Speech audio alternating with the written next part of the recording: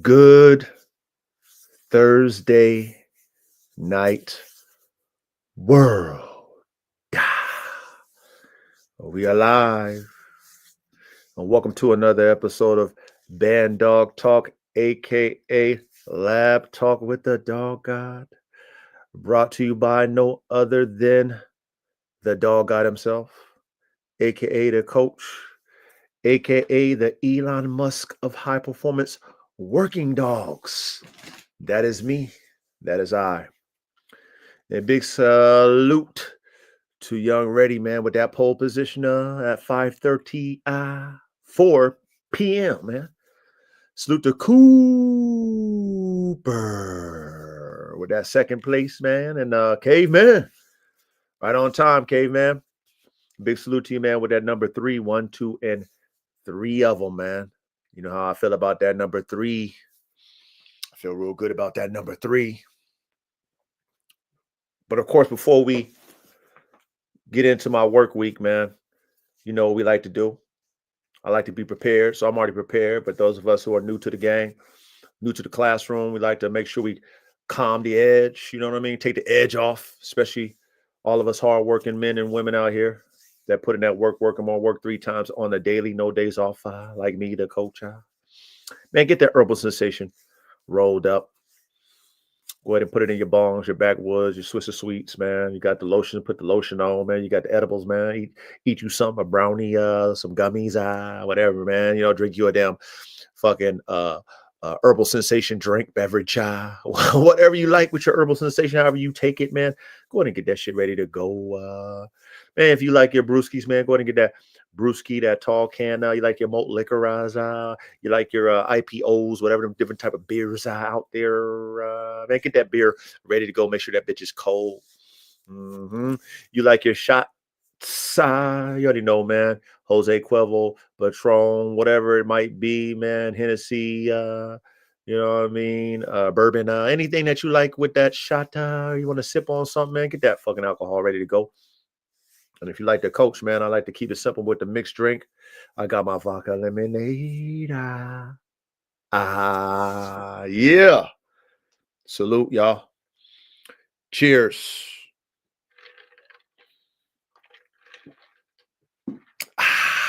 Oh yeah, that's that Tony, man. Ooh, it feels good. Feels good to be here tonight. Another classroom session. Gonna be another great one. You know, I'll make sure I'll put it on the ticker when we get ready to cook tonight on this topic. But like I said, I definitely want to salute all y'all who come to this classroom for the elite. You know what I mean? The elite level performance dogman, high performance dogman, or woman if you're a woman and you like to do high performance working dogs. This is that classroom for us. You know, it's like going to Princeton. It's like going to Yale. You know, these high end type colleges, man, that you have to be top tier to be accepted. You know, I mean, you got to have a brain to even qualify to be accepted for this type of classroom. And definitely want to salute all of you guys who qualify and can comprehend this type of classroom, knowing at the end of the day, this is not for entertainment purposes at all. We don't entertain over here on Thursday night. We come here to learn. And then hopefully once y'all learn, y'all apply. You feel me? And we make better dogs, better performance dogs, right? This week, let's see, man, nothing out of the ordinary. Very grateful for that. My girl Draca, she's bouncing back from her, you know, whatever her little leg injury, I guess. You know, yeah, she's bouncing back. I don't know how damaged her leg is or what she actually did to it. She's definitely you know, walking on it now. Still tender footing it, limping a little bit, but better than what she was you know, about 2 weeks ago. So I'm very grateful for that. I'm kind of back to her old ways, you know what I mean? So like I said, definitely a blessing that she bounced back from her little her little self mistake. You know what I mean? You're dealing with these high strung dogs, and like I told you before, you know, I got dogs that can jump out of stuff, and that's AK's daughter. So you know he's Mr. Kangaroo Jack. You know what I mean? Mr. Vince Carter.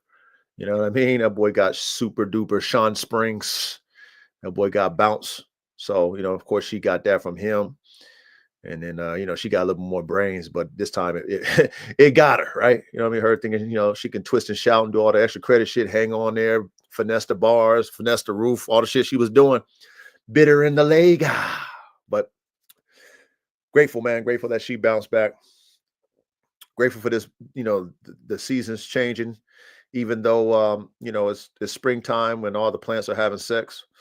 So it's a lot of pollination. I'll call that plant nut, all that plant nut running around, floating around in the air. It is so thick. Man, it's so thick where I stay. I stay in a, thick, lush forest. And man, them trees and them plants are just, man, they having sex. And I'm over there outside, man, just getting plant nutted on. You know what I mean? Just sneezing. Oh man, it's too much, y'all. Come on, damn it. You know what I mean? I got a goddamn wear a damn one of them damn COVID masks. You know what I mean? So I can, just protect my mouth and my damn nostrils from all that plant nut time. But man, shout out to spring. Everything's all luscious. It's all, all thick outside. So not looking forward to the work I gotta do, but definitely gonna have to do it. So I've already kind of been prepping my areas that I'm gonna knock out first. So grateful for that. But yeah, man, nothing crazy this week. Dogs, everybody's doing well.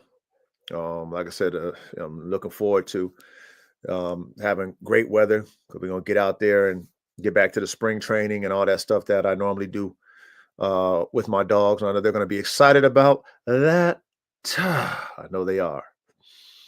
But yeah, regular week, y'all. Regular week. But without further ado, man, I'm gonna go ahead and drop that link, man. We're gonna cook tonight, man. We're gonna get straight to it.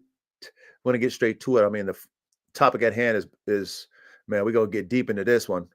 We're gonna get it real deep, and I definitely want us to elaborate on this and really think about this topic tonight. And I'm gonna make sure I put it on the ticker before I drop that link.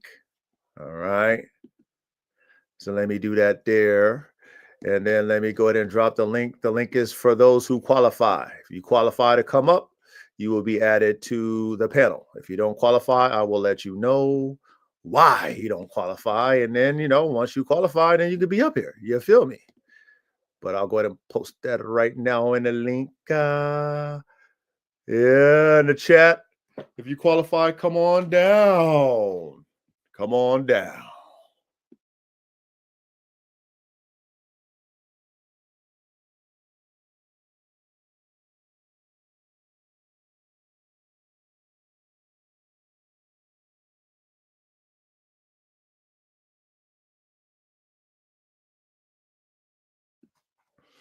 All right. Salute, K-Man. Salute. Salute, everybody. I'm ready. Salute, coach. Salute, caveman. Salute, chat.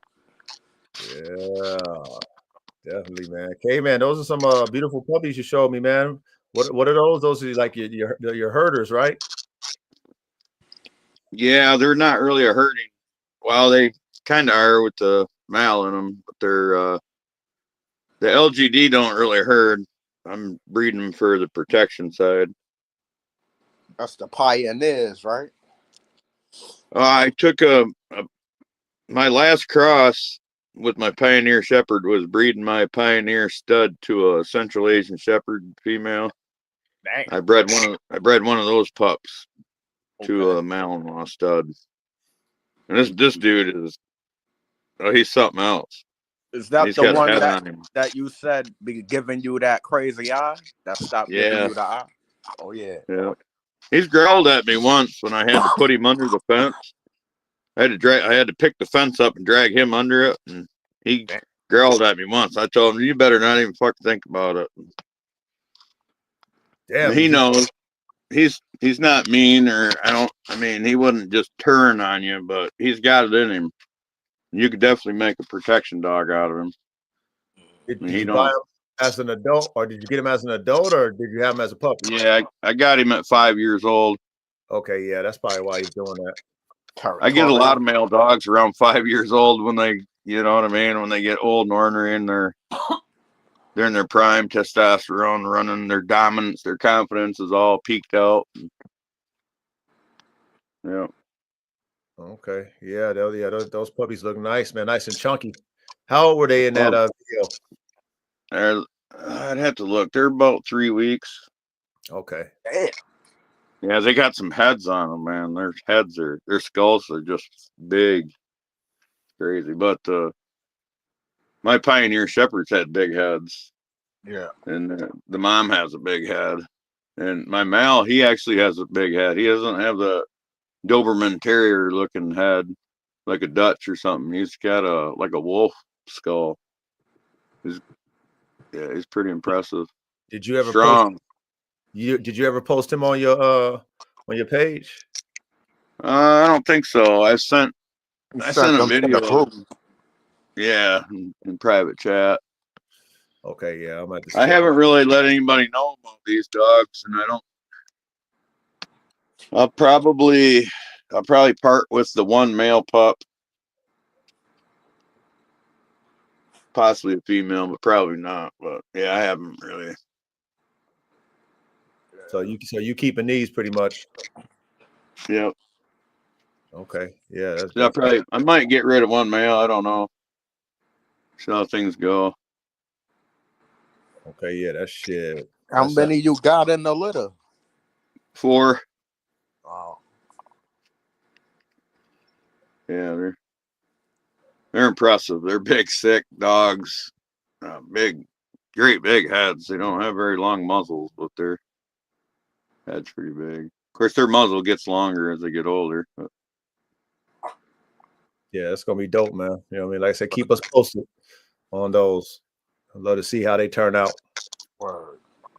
Yeah, I think about you and your Kangal and your Malinois every time I look at these pups. That would be such a perfect match for both of them. Yeah. Yep. Yep. I got them on. I got mine on. My bitches on ice, man. Just waiting for me to pull the trigger. That's all. Yeah. Waiting on me to pull. That post you put on this week was crazy.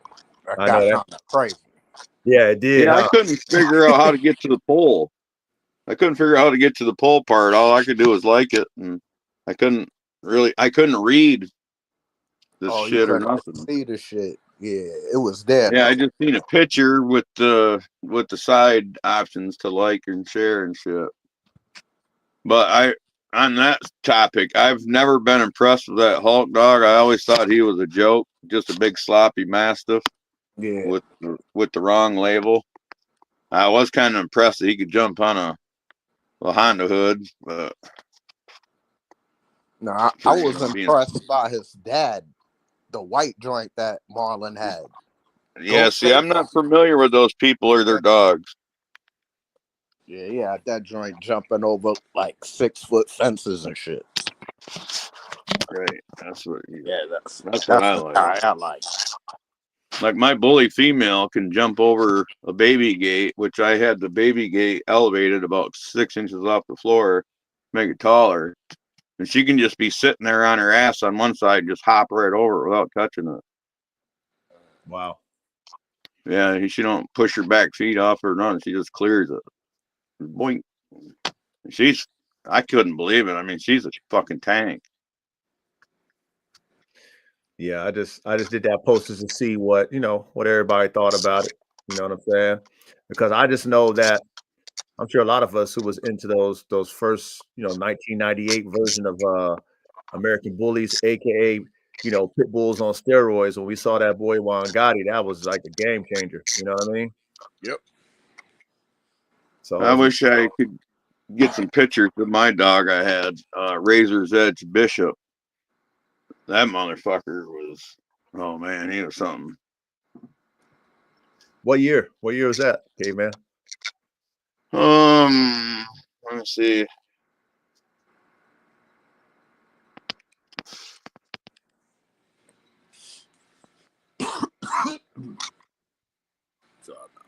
I'm gonna say about 09 maybe. Okay. And I got he was like 4 or 5 years old when I bought him. Okay. Got him in Louisiana. Yeah, that's what. Still called pit bulls. Right, exactly. The Yeah, bully name was. They had finally settled on the bully name. They had tossed around. What do we call these fucking dogs? Low rider pits at first, too. Low rider. They was going with that low rider name, and then it turned into bullies. Yeah, because the next one I got down there was the kennel's name was Bruno's Bullies. Mm. The other people I met, they were switching over. They were getting rid of their pits and switching over to the bully type. In fact, I told the guy, I'm like, "You're selling me your best fucking dog you got on your whole place." He's like, "Yeah, I know."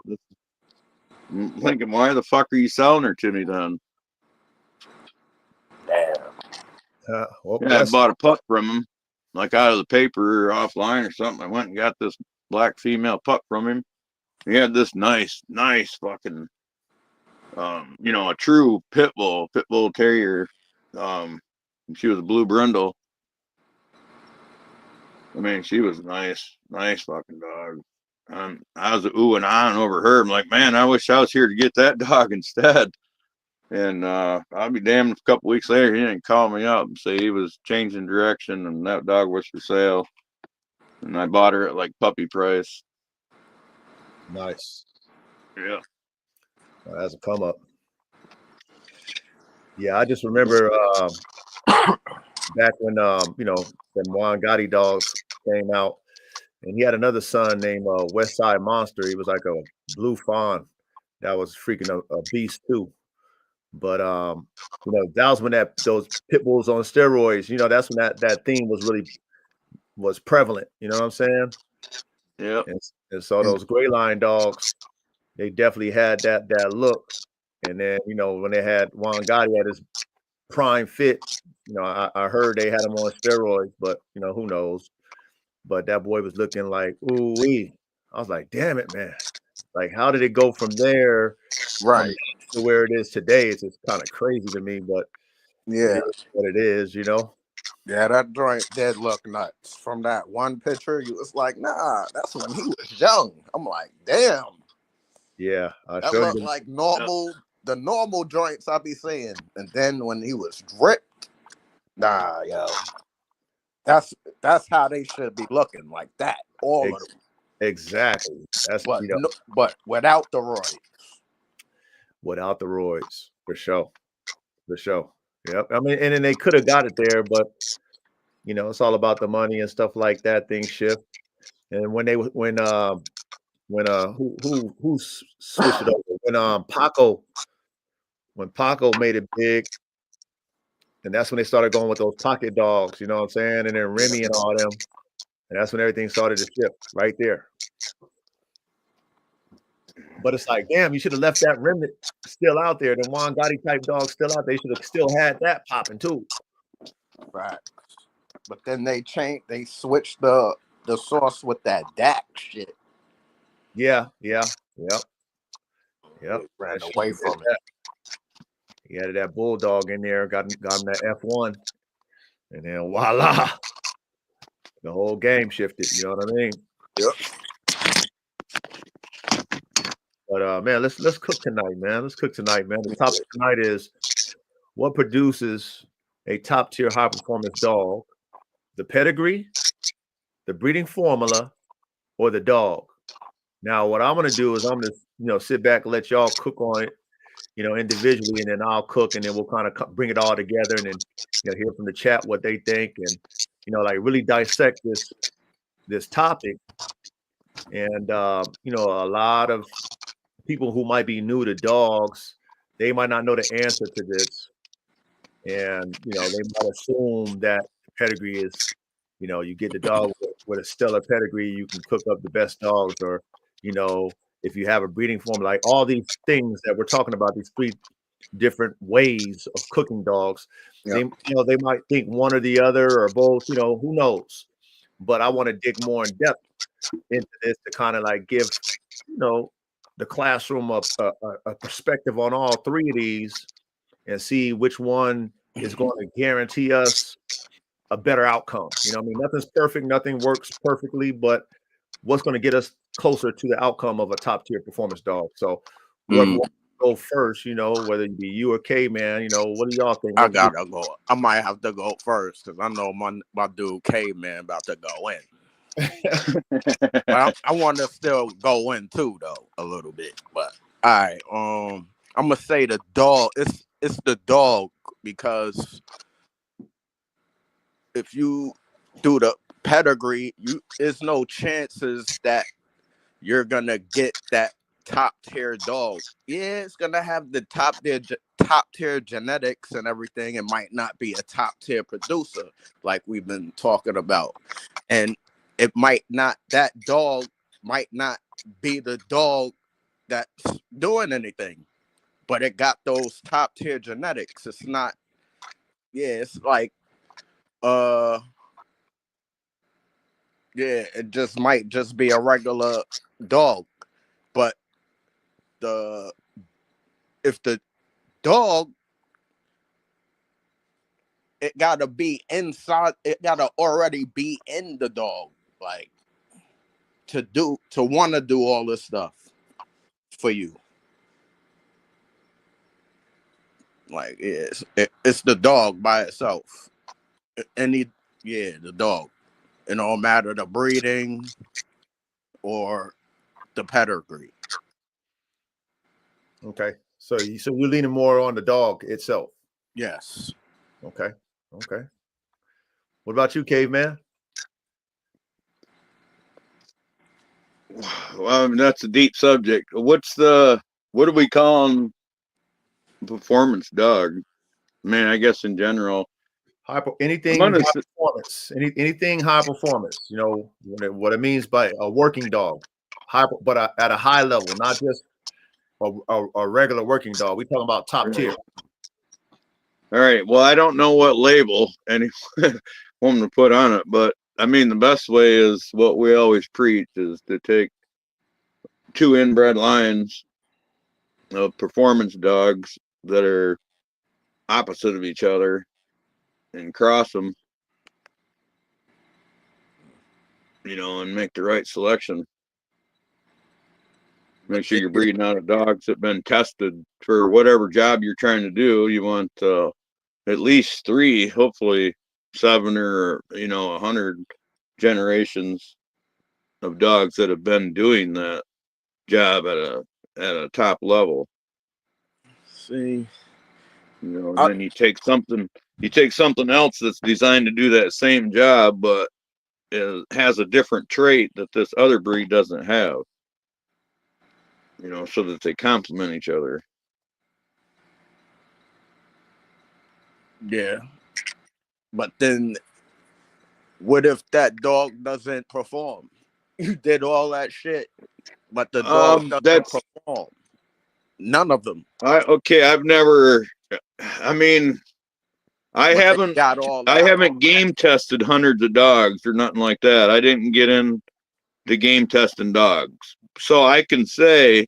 So since I've been breeding for natural traits in animals, I've never had that scenario happen.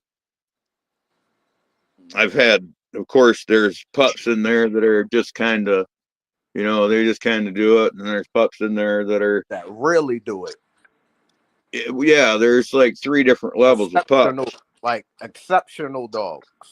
Yep, you'll have a couple. That's what I'm more talking about. Like, yeah, exceptional ones. Right, you have to select them out of the progeny. You have to have a formula and a lineage of proven dogs. Well, you don't have to. I mean, you can make the right combinations out of untested dogs, but that's not really, that you'd have to be an expert or be lucky to do that. But the right way to do it is out of tested animals. That makes sense as well too. Yep, definitely makes sense. I don't know what label you'd put on that, but I mean, that's how I did my hounds. I would breed dogs that were really hard on the tree to dogs that were really good on the track. You know, to get a high performance hound instead of having a hound that needed a helper. You know, instead of having to run 2 or 3 dogs that have all these traits, so that one can find the track, one can locate, and the other one can bay or tree till you get there. Well, I try to breed that into one animal. Yeah, that's great. Yeah, but then you just have to know how to test and select the puppies, because you can tell a lot of that shit, right? I mean, by like 8 weeks, you can see what your dog's made of, what his brains and what his instincts and what his courage and all They're that shit. already, when they, as soon as they start walking, they should already got their nose to the ground. Yep. Like, I mean, even like I've had puppies that couldn't even get up, and actually I've had them that were they couldn't even hardly crawl. But if there was a loud noise, they'd start growling and barking. Like you drop something on the floor and the floor shakes and the noise. You got these little puppies over there. You're laughing because it's so cute. These little things. You know, they're showing traits of a guardian. early. Yeah. Yeah. Early. Barely got their eyes open and shit. Yes. That's impressive right there. Yeah, no, that What about the pedigree? Like, Oh, that still goes into is it it? again. It gotta If be it's legit and the dogs have been bred with a purpose, the pedigree is very useful, especially if you want to do a formula and do back crossing and stuff. Like, say there's a dog in there that you really like, and oh shit, we're 3 generations away from him now. He's only got 6% influence, and you know has no influence in these dogs. Let's breed back to him, or let's breed back to his brother or his son from this other bitch or whatever. right. Yeah. No, that And means there are people that do that, do it right. My black and tan, those people, those black and tan coonhounds had every title that UKC had for everything, for agility, for tracking, for obedience, all of it. They had the whole pedigree was just littered with title after title after title. Yeah, I think I still have that actually. I don't know. Maybe I give it to Tom. I have to look my china cabinet. the only thing with the pedigree is you would have to know all the dogs, or at least 3 generations, top and bottom, for the pedigree to make sense. If you want to produce your dog a top tier level dog, you know what I mean? You know, and knowingly, like, okay, based off of these traits, based off of what I've seen these dogs do in back of the pedigree, I should be able to get, you know, a variant of these dogs. Right. You know, and that, like, oh, go ahead. But are they gonna be top tier high performers? Right. They might not be, because somebody might have made a wrong turn, or you could have, like, maybe you should have had the last generation, but you know, it fell apart in this generation. Or you might have bred it. One dog that got it. Yep. 1 or 2 got it. Or maybe the one that you have is a high performer but can't produce. Facts. That too. Yeah. Yeah. Okay. To be a high performance producer, you almost have to be purebred, because the best athletes are the F1s, but they don't produce because there's too many variables in their gene usually. And the rare ROMs are the I believe usually the purebred, like the inbred lines, because somebody did it right, you know, and didn't experience any inbred depression. And so therefore that animal's pre-potent to produce itself. Yeah. So especially if you breed it with something opposite, another game dog that's opposite, then you're gonna have a truer F1 that's gonna be even better. You'll get that vigor that we always talk about. Vigor, yeah. Yep. That vigor is very important. But the dog still gotta want to do it. The work. But see, look, we're talking about producing.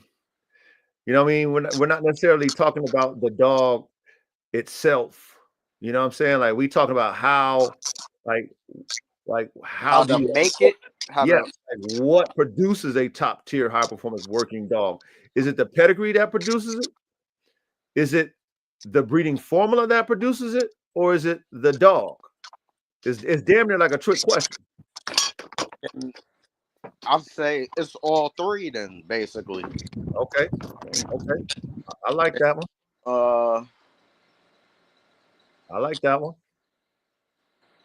the formula, because you got it's those dogs that you are putting into the formula to create the high performing dog. Yeah, yeah. I think it needs to be put in the order. Like what you said, all three of them make sense, but I feel like we need to put it in an order.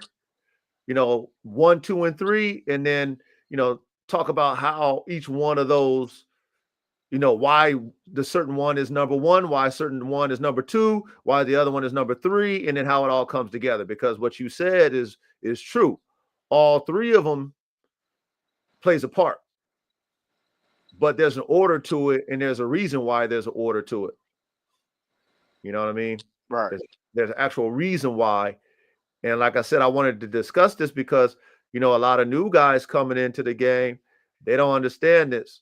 They don't understand the order. They don't understand how it works mathematically, genetically. They don't understand what to look for when you produce. They don't understand how to match dogs.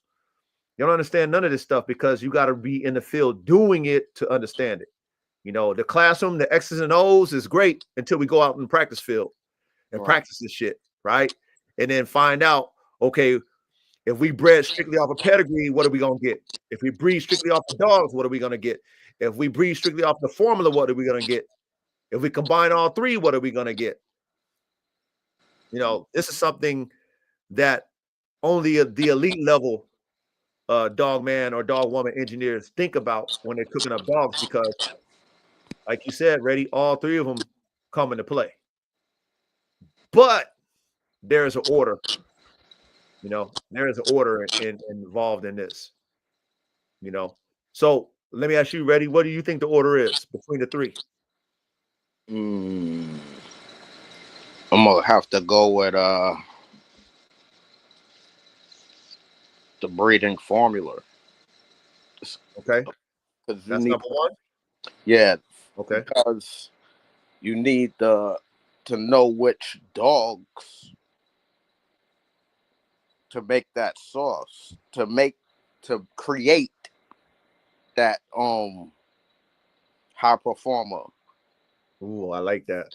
Yeah, I like that. Right. So then with the pedigree, you already got when you did what you did to create, you already had the pedigree to create. Mm-hmm. So yeah, the pedigree. I'll say the pedigree is 2. Okay, and go ahead and elaborate. Because you're already when you make the sauce, you're gonna get the dog to make that pedigree. You're gonna make the new pedigree when you create off of that sauce that you use to make the dog. See, it's finicky here because I'm kind of tricking myself a little bit. Where It's kind of tricky. It's like damn near a trick question, damn near. You know what I mean? But go ahead, cook though. Because of the pedigree should be the first answer. Should be number one. I disagree. I think you got it right from the jump street. But go ahead. Yeah, it's tricky. It's tricky here. But yeah, when you use the dogs to create that that the sauce to make the top tier high performance dog, you're creating a new pedigree from that dog, and then you breed that dog to the line, right? I mean, you just breed it. You just breed it. Whatever that formula is, those is what you breed. Whatever that formula is. But that's gonna be the pedigree then. Right, correct. Those dogs will be in the pedigree. But I wouldn't put, me personally, I wouldn't put the pedigree second. I'll put the pedigree last. Last? I would go with what you said, which is the formula, then the dog, Right. or dogs, plural. You're right. Then, based off of those dogs, we put them in the pedigree. Right. Damn. That's how I see it. Because as a dog man who put dogs together, or dog woman who puts dogs together, we need to think about the dogs, like you mentioned, the dogs that we're going to use. Right. And why we're going to use these dogs, whether they be a family of dogs, whether it be a whole different breed of dogs, whether it be a different, whatever it might be, we should be thinking about what these dogs are, or which ones we're going to use before we even cook.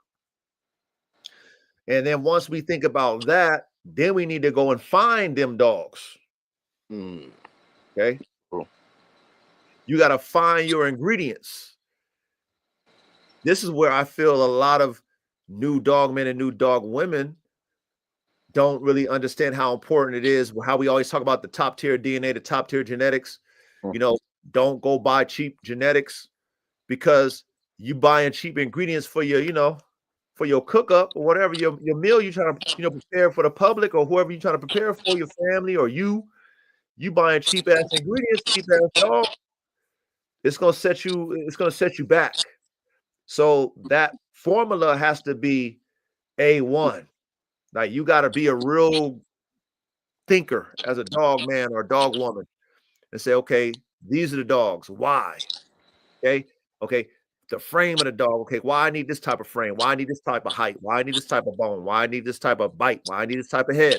Why I need this type of, angulation? Why I need this type of drive? Why I need this type of breathing? Why I need all these things you got to be thinking about in your formula.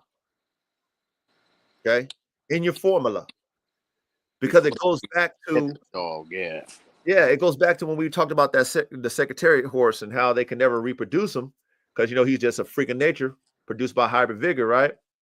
And I told myself, I was like, man, if I had $1 million program, multi-million-dollar program, and I would go way back to the source of the formula to produce them, because I know about Hybrid Vigor. I know that freaks are only produced, every now and then. You don't always produce freaks with Hybrid Vigor, but Secretariat was obviously a freak, and he's a freak that can't produce himself. He couldn't produce himself, which is fine. We know that.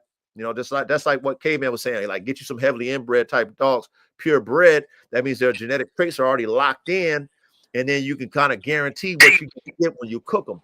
However, we talk about high performance type shit. We're not just talking about performance. We talk about we talk about producing secretariats and shit. Okay. So when you think about that, I always go back in my mind. It's like, what was the formula that produced secretariat? Not necessarily who was his parents. Who's his parents, he has to know, but what's his lineage? Like, I'm gonna try to go back. Like, what's the specials in that? Like, what's the foundation? I'm going back to the person who produced Secretariat's mom, Secretariat's dad. I'm gonna go talk to them where they got, who you get his parents from. Okay, cool. Who you get, I'm gonna try to go back as far as I can, understand the mind of the breeders or the people who own those horses, right? And then formulate the formula. Once you formulate the formula, I don't necessarily have to go and use Secretariat's family tree. Right. I can use which types of horses produce the family tree. and go about it in the same way, producing the vigor, producing the freaks. Now, guess what? You also got to keep everything. Yep. Oh, they don't like that. They don't like to hear that. A lot of individuals think they got a program and they only got 2 or 3 dogs. There ain't no program. Hate to tell y'all that. It's just pets, man. I wouldn't do them that bad though, Reddy. You know what I'm saying? You just in the, like you early bird, like you really early bird in the game. Like okay, that's all you can keep. That's fine. It is what it is. It's a start. But for us to really analyze what we have, you have to keep everything, especially when you have, if you really breeding for top tier genetics and you got top tier dogs, you will never know what a dog is until it matures. Then you will never know what that dog can produce until you breed it. And that's a lot of time. That's a lot of time, a lot of dogs. Oh, yeah. Okay. But if you got a multi-million-dollar program, okay, like them horse racers, right? They can do that. But they only what, maybe one horse at, I don't know how many times, maybe a horse can produce twins. I don't know. But if I'm trying to produce these freaks, I'm going to have me a whole different line of whole different types, and I'm going to be cooking all kind of different, still the same formula, but I might be using different families and breeding them the same way. And then taking those freaks, because I'm keeping everything, right? We got it in our own, it's our lab. Then those freaks, I'm breeding those freaks to freaks. Now I'm getting freakish vigor. Damn. Based off of those freaks, I'm gonna see if those freaks can produce. Yep. Maybe they don't. Maybe I only got one of those freaks that can produce. Now I take that freak that produces, throw them back into the foundation formula. So now I got those freakish genes going back into the root. So this is the formula, right? So then the formula produces those high performance dogs, or right. Well, we're talking about horses, but back to dogs. Now I know which dogs are going to give me those genetic characteristics that I cooked up in the formula.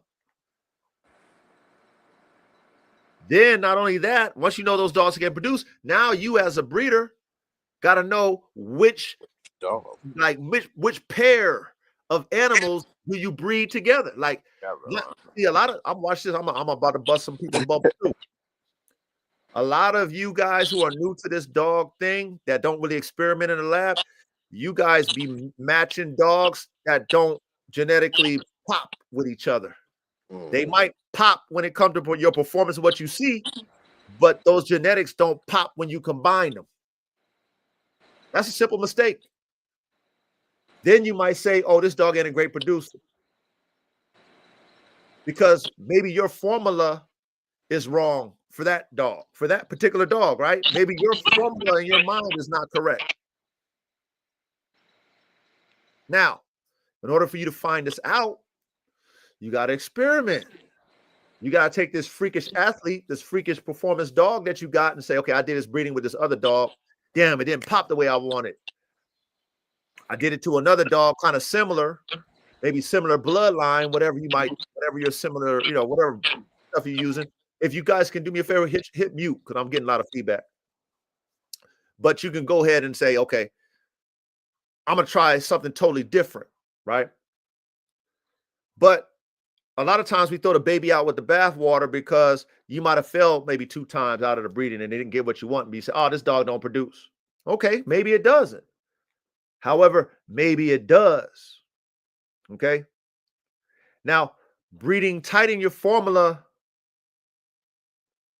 is not going to get you high performance dogs. They'll get you performance dogs, but it will not get you high performance dogs. Okay. And that's why I put on here top tier high performance, not just performance dogs. We trying to produce freaks over here. Okay. That is my goal as Formula One of this canine shit, as the Elon Musk of this high performance dog. I want to produce freaks. The only way I produce freaks is I got to have a freak formula. And we know it's hit and miss when you're producing freaks of nature, right? We know this. I'm not going to get every one of my litter Every dog is going to be a freak. I know this. We know this. It's reality in the lab. We know it. But you know what? I guarantee I'm going to get one. If there's one out the litter, I guarantee I'm going to get one. Because you know why?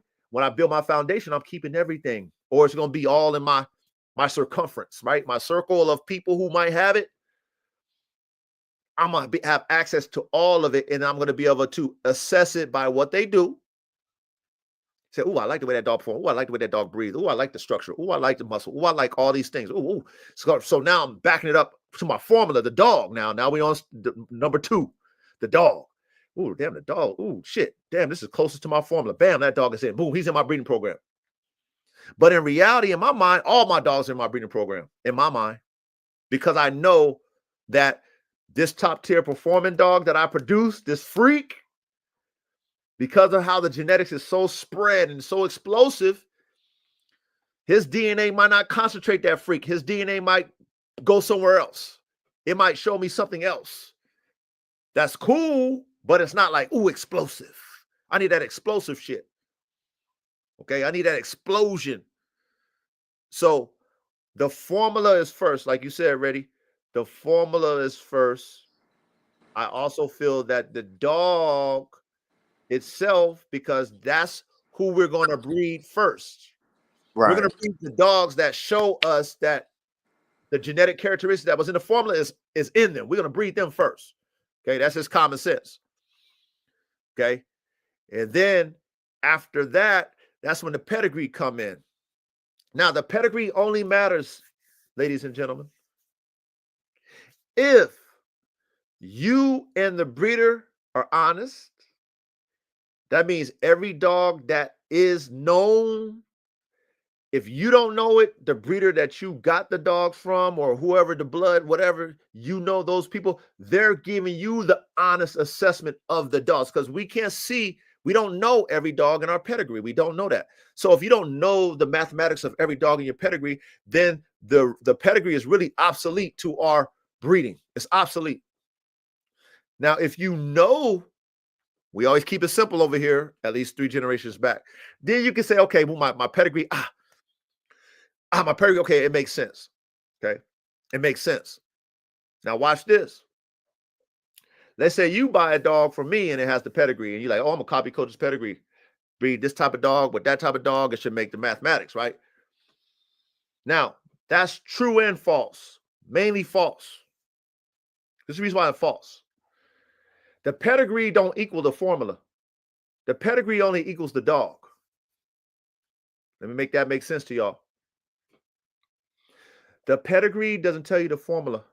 Because remember what I told you with the formula is the dogs you're going to use to make the dogs, the why you're using those dogs, the genetic characteristics of each dog you're using, the genetic diversity to create vigor, right? So you just need to understand the formula, and then you can use any dogs within that formula that's going to help you create better.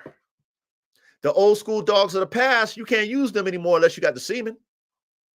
You got the semen, okay, shit. More power to you, but a lot of us don't have. I'll probably say about 98% of us who got these pedigrees, we don't have semen on at least 3 generations back of the males top and bottom. I guarantee you that. I don't know if anybody who really got, say, father, grandfather, great-grandfather, top and bottom semen. If you got that, you might be in the game. You might be EA Sports in the game. If you got that, top and bottom, sire and dame, semen, 3 generations back. Oh, you might have a sauce then. You really might have a sauce. Yeah, you really might have a sauce. You know, because all you would have to do is find complementary females that match the females that was already in the original sauce. So you halfway there.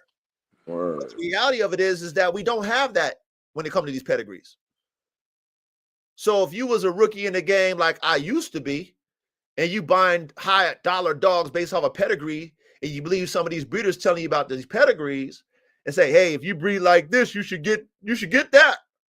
Then you breed like what it says in the pedigree, right? And you're not getting that. You're like, what the fuck? Well, the reality of it is that they didn't tell you the formula. Maybe they didn't even know the formula. Maybe they just produced a freak. I mean, all these things happen. All these things are playing. But us in the lab who really do this at a high level, we're not here to play. We're here to really figure it out. Some of us figure it out. Some of us don't. It's just the reality of it. Reality of what we're talking about. Some of us really have a real dog mind. We think outside the box to create a circle. Okay, we don't stay in a box. That's why the formula is number one. The formula is numero uno. Because as I've done my many breedings over the years, and I experimented in all kind of ways. But when I went on my DNA shopping spree, and I started experimenting with different DNA genetic characteristics and started to see vigor in my face, I started learning some things. When I kept litters, I started learning some things too. When I bred every dog in a litter, I started learning some things. You know what I'm saying? I started learning some things like, okay, this is how you really get your shit down to a fucking science. This is how you do it. You gotta have a fucking formula. In order for me to get a dog like AK, and I didn't produce AK, but I just always give him an example. He's one of my famous dogs, right? He's got to be bred. A dog like AK got to be bred the way he's bred. Period. Now, is every one of his brothers and sisters AK? No, of course not. We know that. But if I wanted to produce another AK, you know what I'm saying? The reality of it is, it's not going to be an inbred AK. It might look like AK, but it ain't going to have the vigor like AK. It's not going to have the intensity as AK. Right? The things that make AK high performance. Yeah, they look like it. Oh, damn, they look just like fucking AK. But they not Black Hawk. They not Chopper the Man Stopper, which is a variant of AK, but Right. an advanced, but it's an advanced one because of vigor. So if I think like most people do and be pedigreed out, like, okay, well, shit, let me go look at AK's dad and see how he was bred. Okay, a lot of inbreeding, a lot of, line breeding, inbreeding. Okay, cool. All right, cool. His dad's cool. His cat, you know what I mean? His dad's dope. Let me see how his mom is bred. You know what I mean? Some outcrossing. Okay, all right, yeah, more outcrossing than inbreeding. Oh, okay, shit. Okay, damn, she a freak. Then I see that explosion that created AK. Well, shit. Instead of me paying attention to the pedigree, I'm paying attention to the formula. Because there's no way I'm going to be able to find a dog that's bred exactly like AK's dad or exactly like AK's mom and think I'm gonna produce me an AK that way. No, I just gotta the dog formula is what I gotta figure out. Then once I figure out the dog formula, then I get the dogs. It just so happens AK is one of them dogs. See what I'm saying? Yeah. But imagine if I had an AK that couldn't produce, but I wanted to produce them. I got to use my brain to say, okay, what was the formula that produced AK? AK can't produce himself. What's the formula? Once I figure out that formula, then I got to get in the lab. I got to start cooking. Got to start cooking. I got to keep dogs. I got to watch them grow up. All a lot of work, all time consuming, all a lot of money, all patience, like Reddy was saying. Then once I watch them develop, watch them grow, I see what I want to see. I get the one that's closest to them or even better. And then I cook them up and I pray to God, oh, Lord, please let me get what I want to see in my lab notes. But then guess what? I got to keep all those too.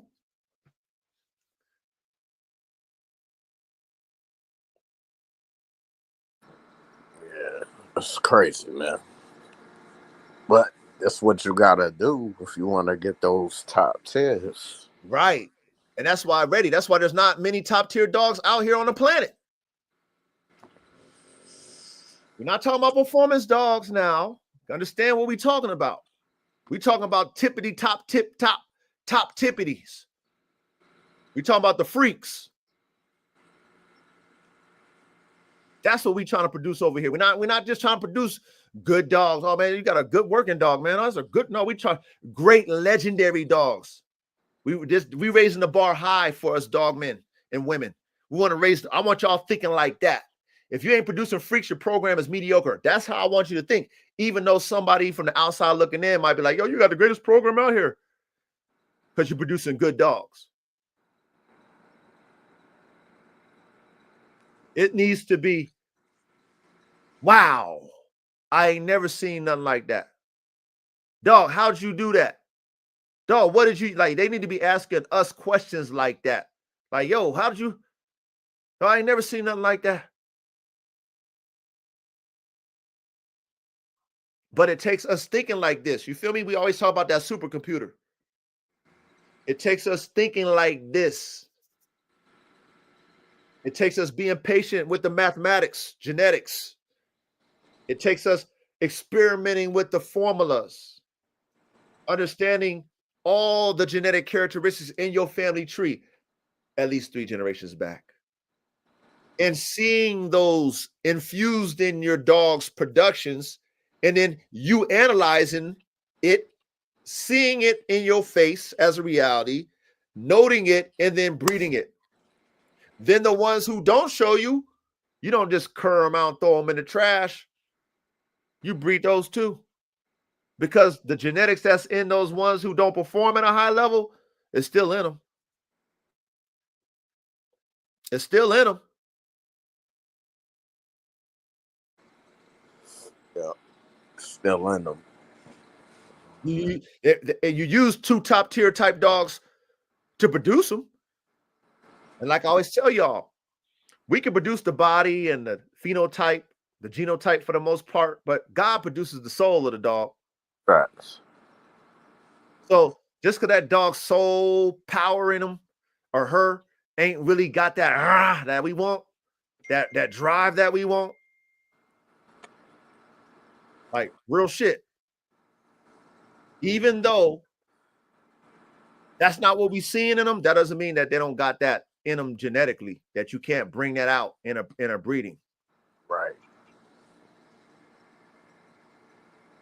You can make a better dog out of that. A whole litter of champions from that. I mean, the souls we don't control, man. All we control is the genetics. Real shit. I keep it simple, just like that. Yeah. You know, usually where that happens is the F2. Go ahead and elaborate, K man.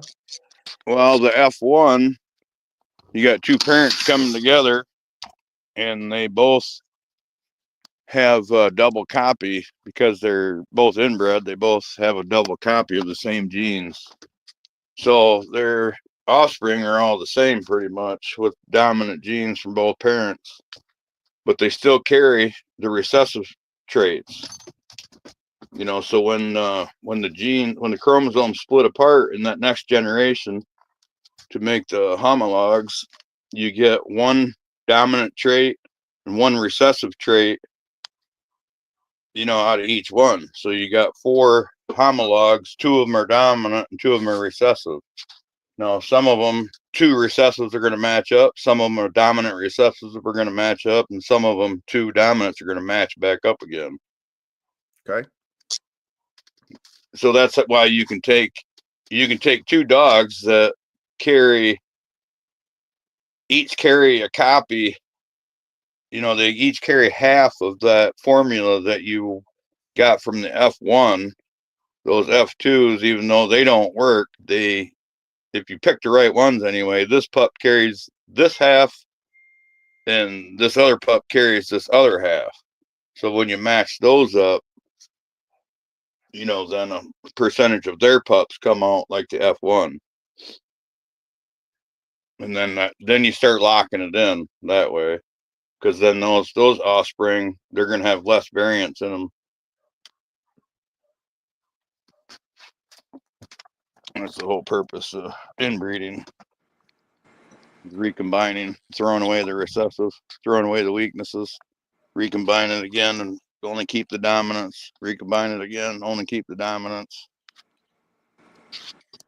I mean, it usually skips. The offspring usually comes out like the grandparents because of what I was just explaining.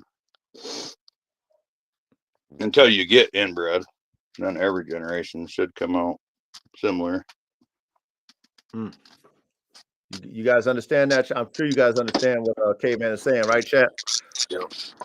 Y'all understand what he's talking about.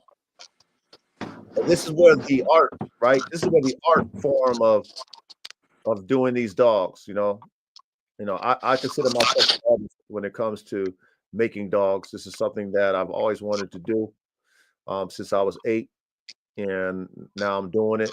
And it starts from a vision, and then then from that vision, it starts from the mathematical formula, putting those formulas together, then getting your dogs, and then experimenting in the lab with your F1s, F2s, your inbreeding, line breeding, all your shit, out crosses, whatever you're doing, it all plays in what we're talking about.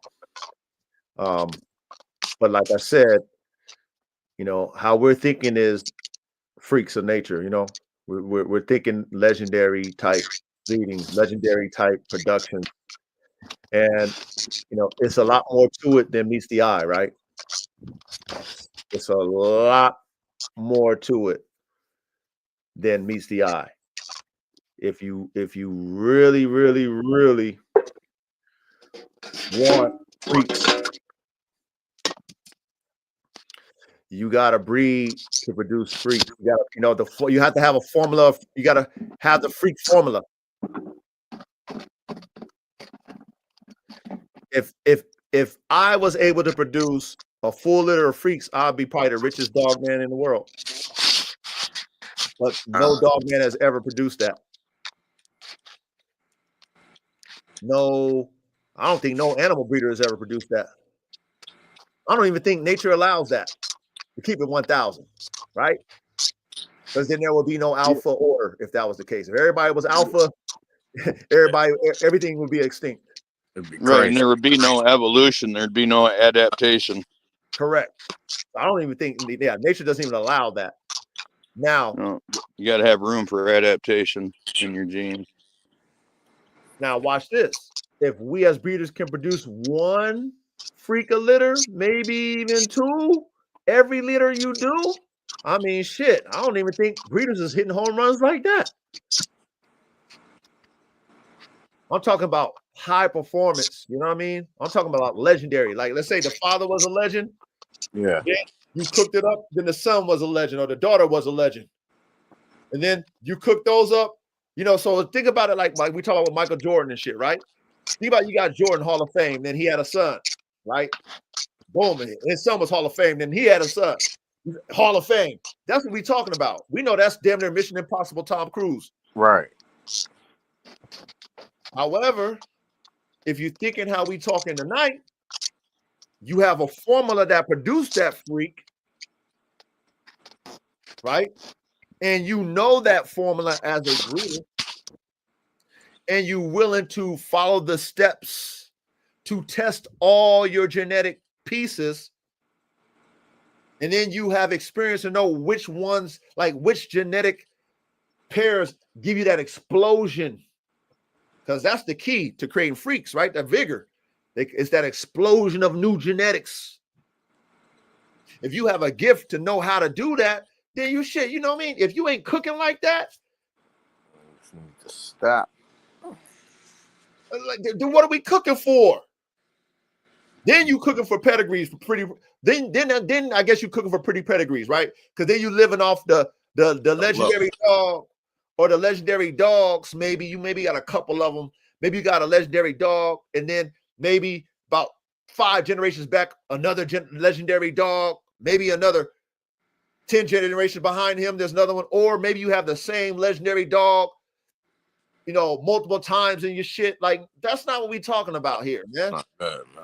Yeah, that's not what we talking about here. We talking about having a formula to say, you know what, this formula will produce legendary Oh, we got this legend. Okay, boom. Put this dad in the Hall of Fame. Legendary dog. We made it. Watch me make another one. Yep. Gotta We make did that shit. future, Boom, man. boom, right? But see, this is where the art come in. It's the art. You just can't be following the script and thinking that you're going to get legendary dogs. That ain't how it goes. It take motherfuckers in the lab cooking and experimenting and talking about shit. Try this, try that. Oh, that didn't work. Okay, being honest, that didn't work. Shit. Oh, fuck. Man, this dog is a great dog. He just ain't producing. Well, he'll cook him up this way. Oh, I don't know about cooking them that way, man. Just try the shit. Trial and error. Yeah, we try it. We like, woo. We like, woo. We hit. Woo. Damn, glad we tried that. Man, I was going to throw him in the trash. I was going to throw her in the trash. That's how the old timers back in the day, see, we have so much at our disposal as dog men and dog women. Like, we got so much information. OG dog man was doing what we talk about, trial and error. They was just fucking taking shit, accidental breedings, all kind of shit happening. Based off of that, they bumping their head on some real shit. Like, oh, shit. Shit. Yeah. And a lot of them could have been culling some of the top tiers too. I mean, and I get that too. I understand. I get that, I get the culling shit. I get that. It makes sense too. But like I said, if you believe in your genetics, every dog is valuable because they come off the same tree. The same tree, yep. Even though they're not showing you it in their spirit, but the DNA is top tier DNA. You can't deny that. Like how we talk about the runts, right?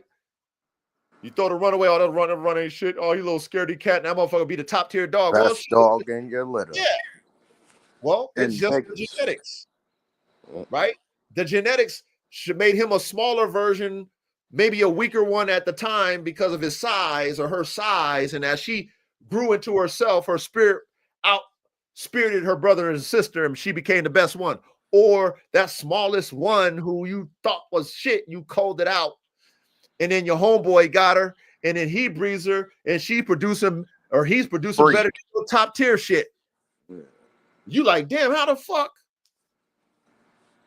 Like, you really scratching your head like, how the fuck? Yep. That's why we have to understand it's our job. If we believe in our genetic formula, cook them all. Cook them all. According to the formula, though. And I said this last time, too. And like I said, it might be contrary, but I really be in the lab with my shit. Okay? You take somebody with a heavily inbred program, and you take somebody with a real formula that's all about vigor. I put so much money on it that that person that produces with the vigor will outproduce probably that person that heavily inbreds and line breeds and shit probably 10 times over. I promise you. I promise you. I promise you this. We who do performance dogs, like uniform looks, should not be that should not even be in our genetic formula. If you got, let's say I got a plethora, let's say I got 20 top tier dogs, top and bottom. All of them is top tier. I know them. In my pedigree, I want to see all of them. I don't want to see them get watered down. No, I want to see that explosion of everybody. Bow! I want to see new shit every time. I want to see explosions. Boom! Oh shit! Boom! I got some new shit. I don't want to see the same shit. I don't want to knock my fucking old school shit down. Banging me in the head and shit. Like, yeah, put me in a box. Now I'm in a box because all I got is these type dogs and shit. What the fuck? Why erase all that shit? Maybe I paid $100,000 for that dog back in the day. That was one of my best dogs. Now it's all watered down. I don't even got him in the pedigree because I bred him out. And like I told y'all, if you wise to this shit, you better get all your fucking top tier stud semen. Then you ain't got to worry about that shit. Yeah. Then you don't have to worry about that shit. Cook up. When you see it gone, you go bring it back to the front again now. Oh shit, I'm losing that shit. Oh, it's time for me to bring him back. Michael J. Fox. Bring that motherfucker back to the future. Now you just infuse the old school back. Now he back in the front. But if we get into try to make these dogs all look uniform and shit, then you're going to lose performance. You're going to lose. I don't want my dogs all looking the same. This is me. I'll speak for me. I want to see variances. I love variance. I love it when I was like, oh, where did you come from? Oh, wait. Oh, shit, you must come from. Oh, I love that. Because I know my genetics, though. That's why I love it. If I didn't know my genetics, I wouldn't even know what I'm producing. Like, okay, well, shit, damn, I got this big dog. I need them all to look like the big dog. No, I don't need them all to look like the big dog because my medium dog might outshine that big ass dog. Right. The one I thought might have been the most popular, well, my fucking runt is the most popular. Or the one I thought that looked the best way that I wanted to look. Well, shit, now this one that I thought is just fucking everybody going crazy over.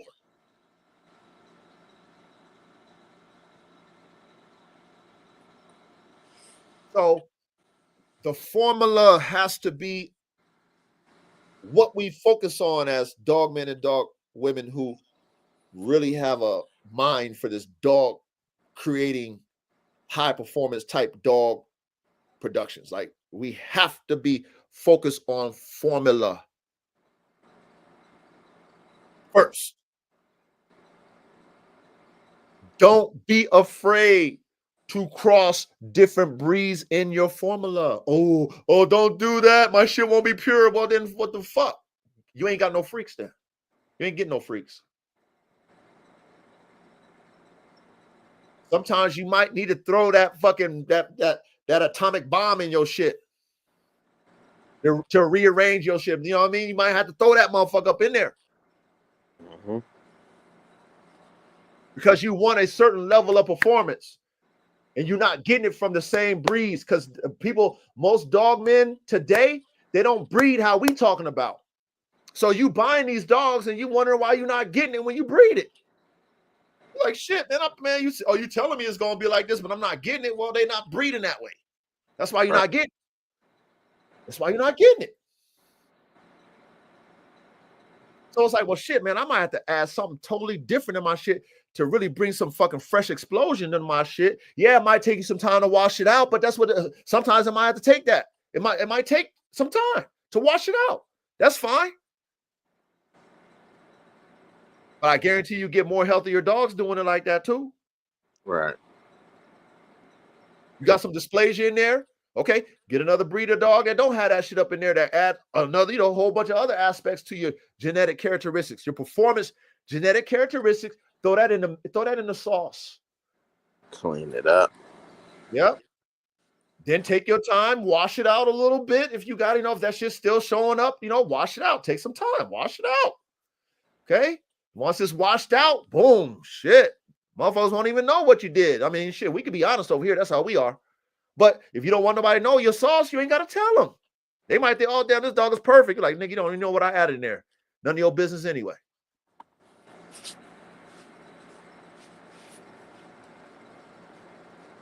But at the same time, we have to be thinking formula first, y'all. Facts. Formula first. Okay. The dog second. And just because you have that dog that is a freak, like Secretariat, don't mean you're going to produce them.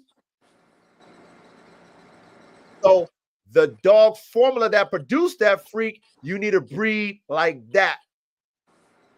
If the dog that is the freak is not producing. So that you can produce another freak and keep that going. Or like I said, breed all the brothers and sisters out of that freak litter. The ones that didn't become a freak, maybe one was kind of a freak, one was, good, one was average, one was like, all of them get bred. All of them.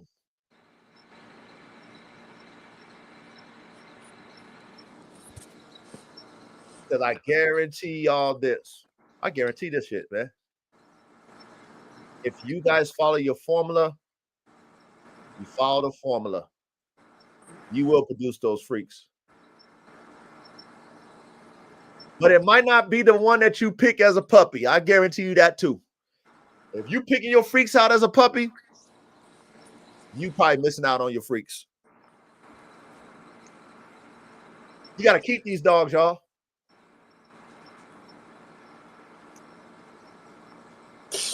I say it again. My Formula One Bulldogs, I was going to let the world have them. I told y'all I was going to let the world get some of these. You know, I already got my Red Tiger Jr. Yep. So I said, hey, man, I'll let y'all get them. You know what I mean? But I had to get my price point. But I know what I'm cooking. I know what I got genetically. But then when I was getting, you know, the hundreds of window shoppers, broke motherfuckers, wanting these type of genetics, and like I was saying about my double XL pit bull. When I felt like I was gonna lose the formula when Draco was going down, I had to think to myself, why am I breeding them type dogs? The world can't handle them type dogs. They can't even do what I bred them dogs to do, which is have maximum prey drive. They can't handle them type dogs. Yo, caveman, can you press mute real quick, bro? I'm hearing bad static. There we go. There you go. Thank you, Reddy. So I Probably my feet breaking the grass. I had to think about that for a second. You know, like, okay, well, with these Formula One Bulldogs, and I'll put some sauce in these motherfuckers. So instead of me blessing the people who said they wanted them type of dogs, but really, I'm really giving them a dog they really can't handle because they're not going to use them for what I bred them for. You know, the ones that did get them, they got them. Salute to y'all. But I'm keeping the rest of those because I don't even know what all of them are going to be. But I'd rather me have them in my possession than you, unless you're going to pay for them. Correct. And that's how we got to think. That's how we got to think. That's how we got to think. Because in the future for my program, I'm testing each and every one of those. That's crazy. I probably would have kept all of them joints. But see, I got the formula. I feel you, coach. But you see what I'm saying? I got the formula. Yeah. That's my point. I can make them dogs. Now, I still don't know what they're going to be, right? Correct. But I have the formula to produce them type dogs. I still got, you know, I still got my band dog. I still got fucking Tigress. I don't have no Red Tiger semen no more, but I got Red Tiger. Red Tiger Junior. Yeah.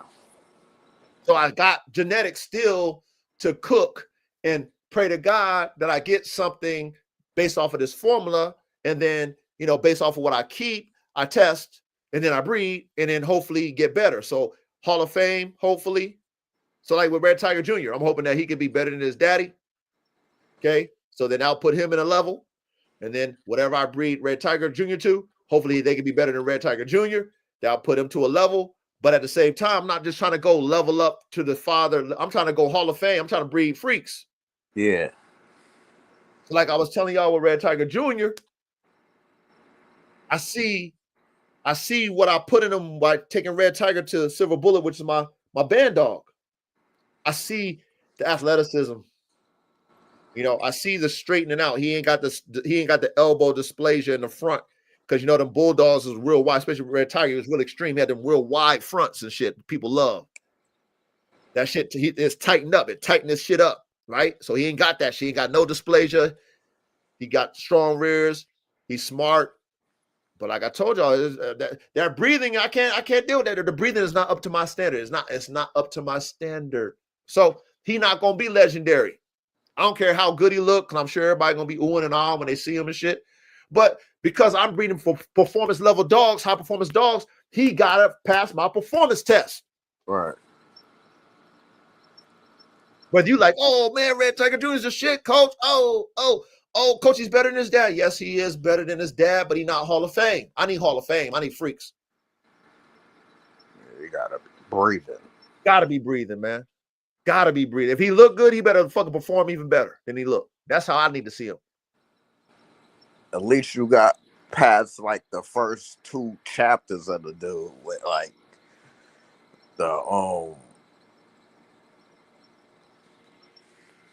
he got the on and off switch. Shit. Got the on and off switch, praise God. Yeah. He's tight in his suspension and his structure, praise God. Even more athletic, praise God. He's intense just like him. I like that intensity. But one of my main things was the air intake, because those bulldogs, the bully type bulldogs, the bully type now, the extreme bully type, not just them regular bulldogs and shit like that. You know what I'm saying? Not them hybrid type bulldogs, them extreme red tiger type bulldogs, those big Bertha type bulldogs. They don't breathe good. That big ass neck. That Yeah. heavy shit. Yeah, them necks and them muscles and them wide fronts and bone and all that shit. They look great, but man, they perform like shit. And that's not my program. If I'm gonna be Formula One, my shit gotta perform like a Formula One race car. It has to. So when I see stuff like that, I'm like, okay, I still got work to do. And of course, we know this is gonna take some time, y'all. We know this. The point is that I got a formula. I get my last litter of red tigers. Let the world get a piece. Because I got the formula. I can still cook.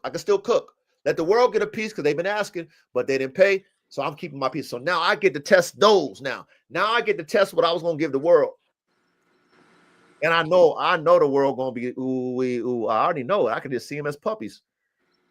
I can already tell, man, that what I got right here with these Formula One Bulldogs, going to have the world, man. I'm going to have the world talking. They're going to be talking. They're going to be talking shit. You know, my fans, they're going to be talking shit time. You know what I mean? Coach, you think you all that? Coach, them dogs ain't shit. Coach. You know how they going to do. But they're going to be running numbers because I already know what they are. Right. The key is the formula got me there. The formula, what's in them damn dogs, the vigor type. And I'm going to tell y'all something too. When I bought Red Tiger and his brother from the breeder, and I asked them off the top, because I'm thinking like most of y'all think, man, I'm an inbreed these. I'm a line breed these. Real shit. Okay. I asked him, I was like, look, I know this was a breeding, was did in-house. I just got lucky. It is what it is. But anything that you do in-house, I want a piece of that line, that Rocky Mountain Bulldog line, because I'm going to breed it and continue your line, right? I told him that shit. I'm going to breed and continue your line. He told his wife, like, nah, nope, don't do that. He didn't tell me why, but I know why, though. Because when I had Red Tiger and his brother and them niggas died of heat stroke. That's why, yeah. Them niggas didn't have no on and off switch. That's why. He like, oh yeah, you're gonna get that phenotype by doing that shit, but them dogs are gonna die in your ass. Them dogs are gonna be even more high strung. Go.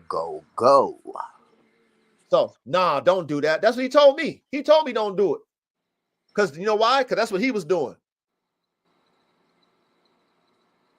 That's how he got them dogs to look all uniform and all be that type of look. And that's why he made his money. So salute to him on that. But when it came to performance, he knew he was lacking that. I was told that they blow up. Me being a performance breeder, he heard what I was trying to do. And he told me, don't do it. Now, I didn't do it. I get Red Tiger Jr. I get these particular puppies here. And with Red Tiger Jr., I fix some things, but I you know, that muscled ass neck, that soft palate is still there. It's still there. I hear it. It's not as bad, but I hear it. I don't want to hear it at all.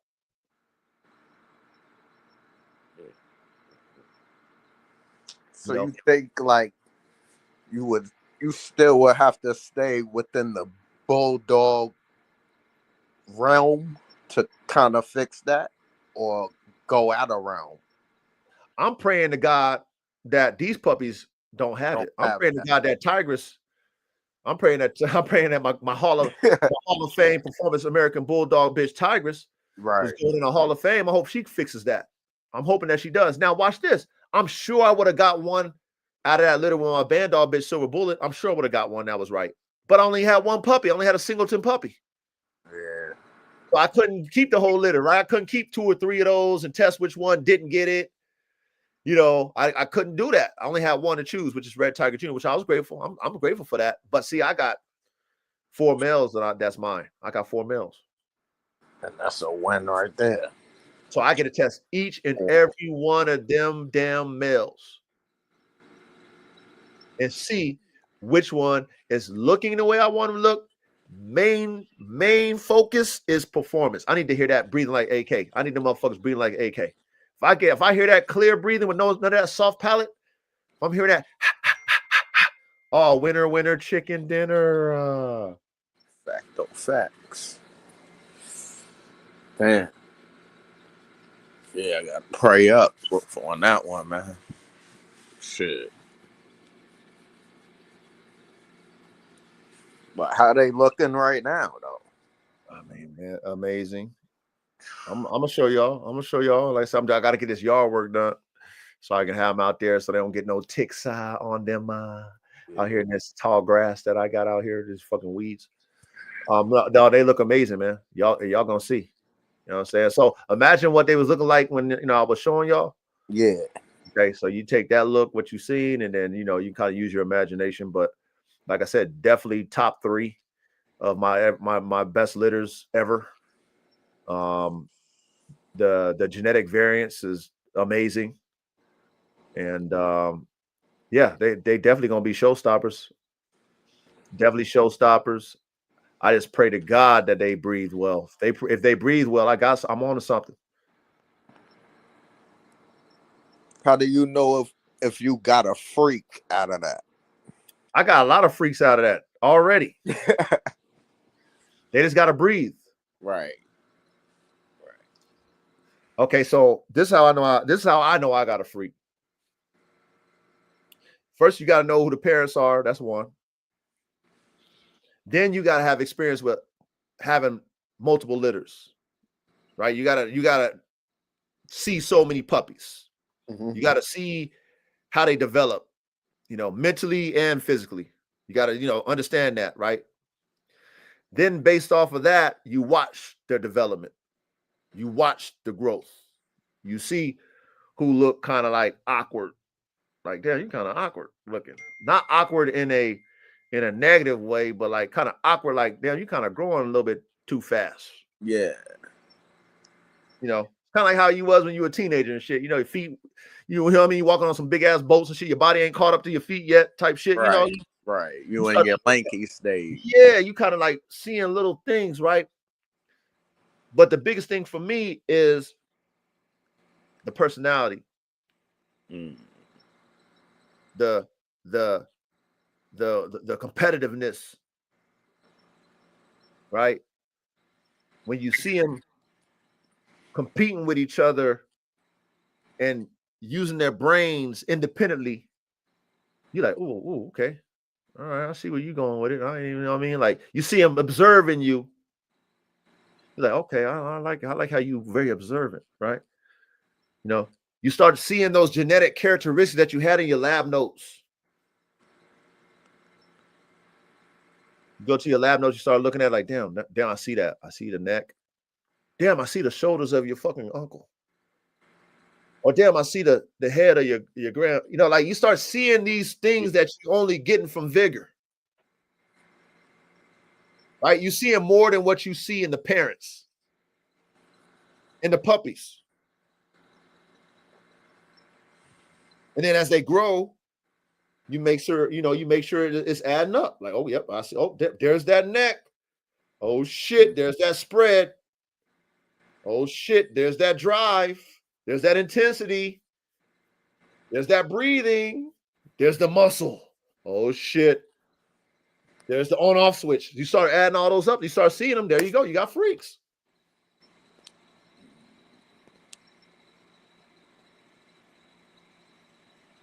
That's how I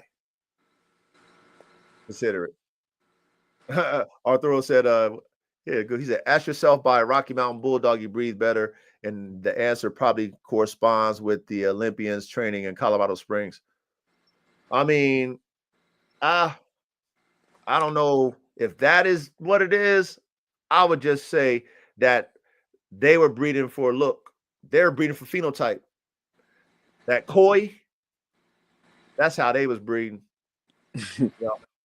And they got a lot of money doing it that way. And I respect they hustle when it comes to that type of breeding. But when the breeder tells you the faults and they tell you that people were buying their dogs and they were working them dogs and they was breaking their jaws because their jaws wasn't strong enough, or these dogs are overheating, or they having heat strokes. When the breeder's telling you the flaws, for somebody like me who works dogs, it's like, okay, well, I don't know what that is. Well, I found out what that is. That's called soft palate. These bulldogs, especially the bully type, they got soft palate because that smushed in face. Over the years, breeding dogs with that smushed in face, when you take a canine's nose and you smush it, all that extra skin goes to the back of the throat. They call it soft palate. That's why Frenchies, certain dogs with them short muzzles, they have that. And they be making that snorting sound and all. It's called soft palate. So now, me as a breeder, I gotta breed that out.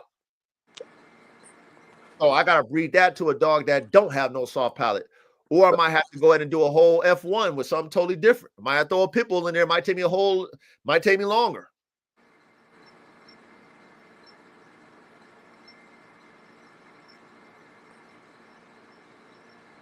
Nah. However, at the same time, goes back to the formula.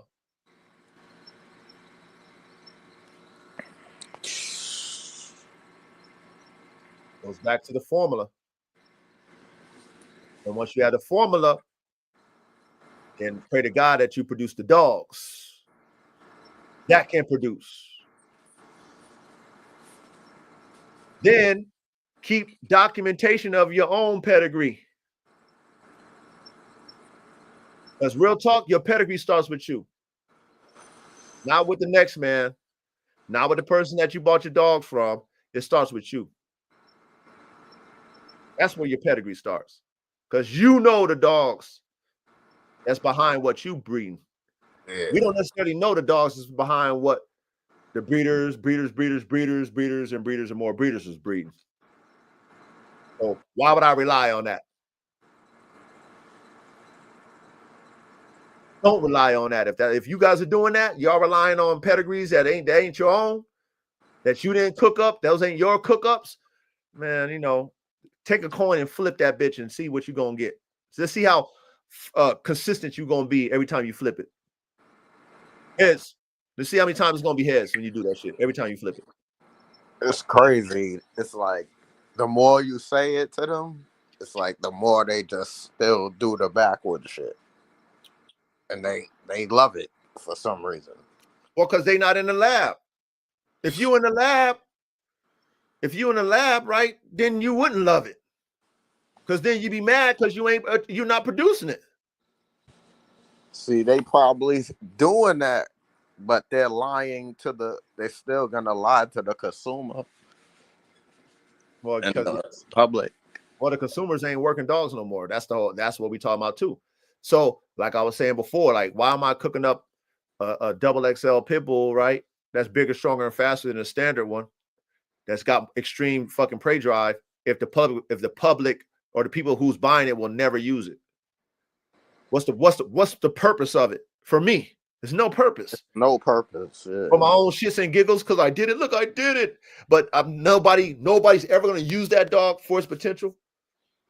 Yeah, that's bullshit. That's just, yeah, exactly. That's bullshit. So if you a consumer, you buying a dog for what I'm telling you, then whatever, right? But you would never ever see it do it. Then it's like, whatever, it is what it is. To you, the dog might be great, but to somebody who really works dogs, it's like, that's mediocre. But you would never know that. So it's easy for me to sell you a pedigree of a great dog versus a great dog.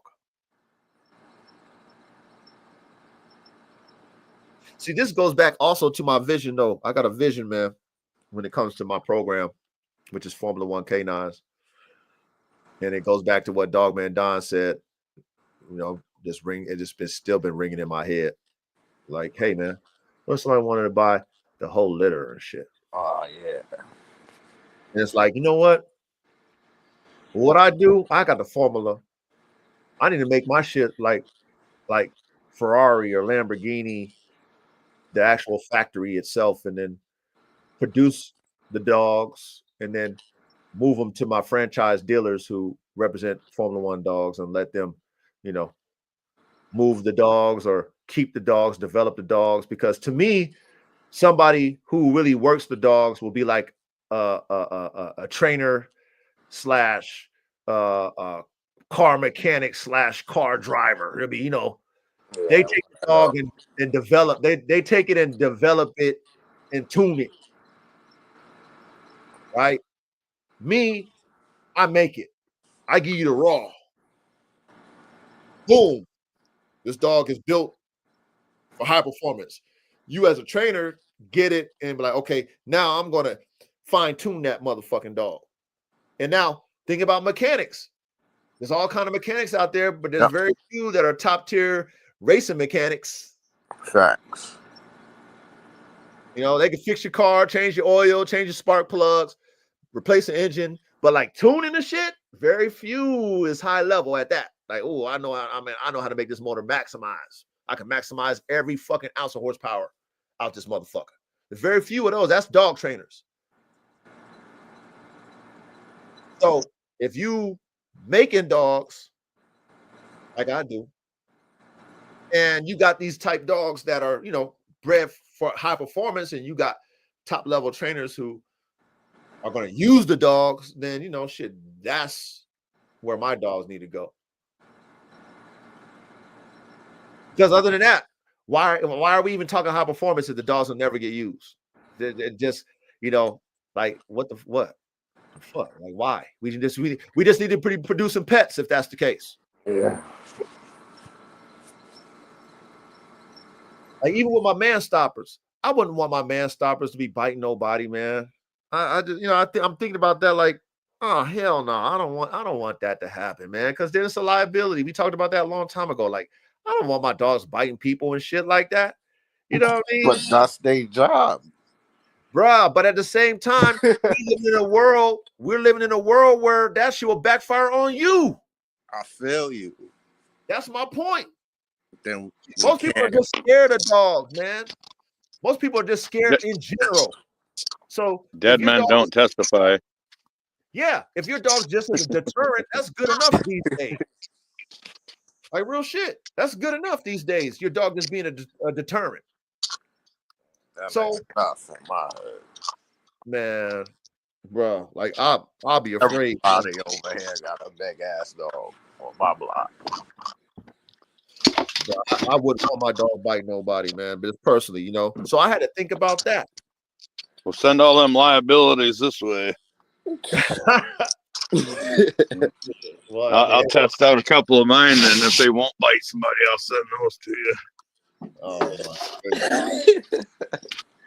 Man, like I said, I'm just being honest on that play. You know what I mean? Like, I just wouldn't want to deal with the liability. And like I said, most people are just scared in general. Your dog just look vicious, they scary and shit. Oh my God, is he gonna bite? That's all shit. That's all I need. There's only one person that can see my house from here. I'm digging a hole. I ain't reporting shit. Well then, shit, you good to go on your end. Yeah, that's why I say that about the dogs. You come here, sorry for your ass. Yeah. Yeah, there ain't no kids running around out here and shit like that. Oh, man, I live out farm country. There's only certain people who even got any business out here.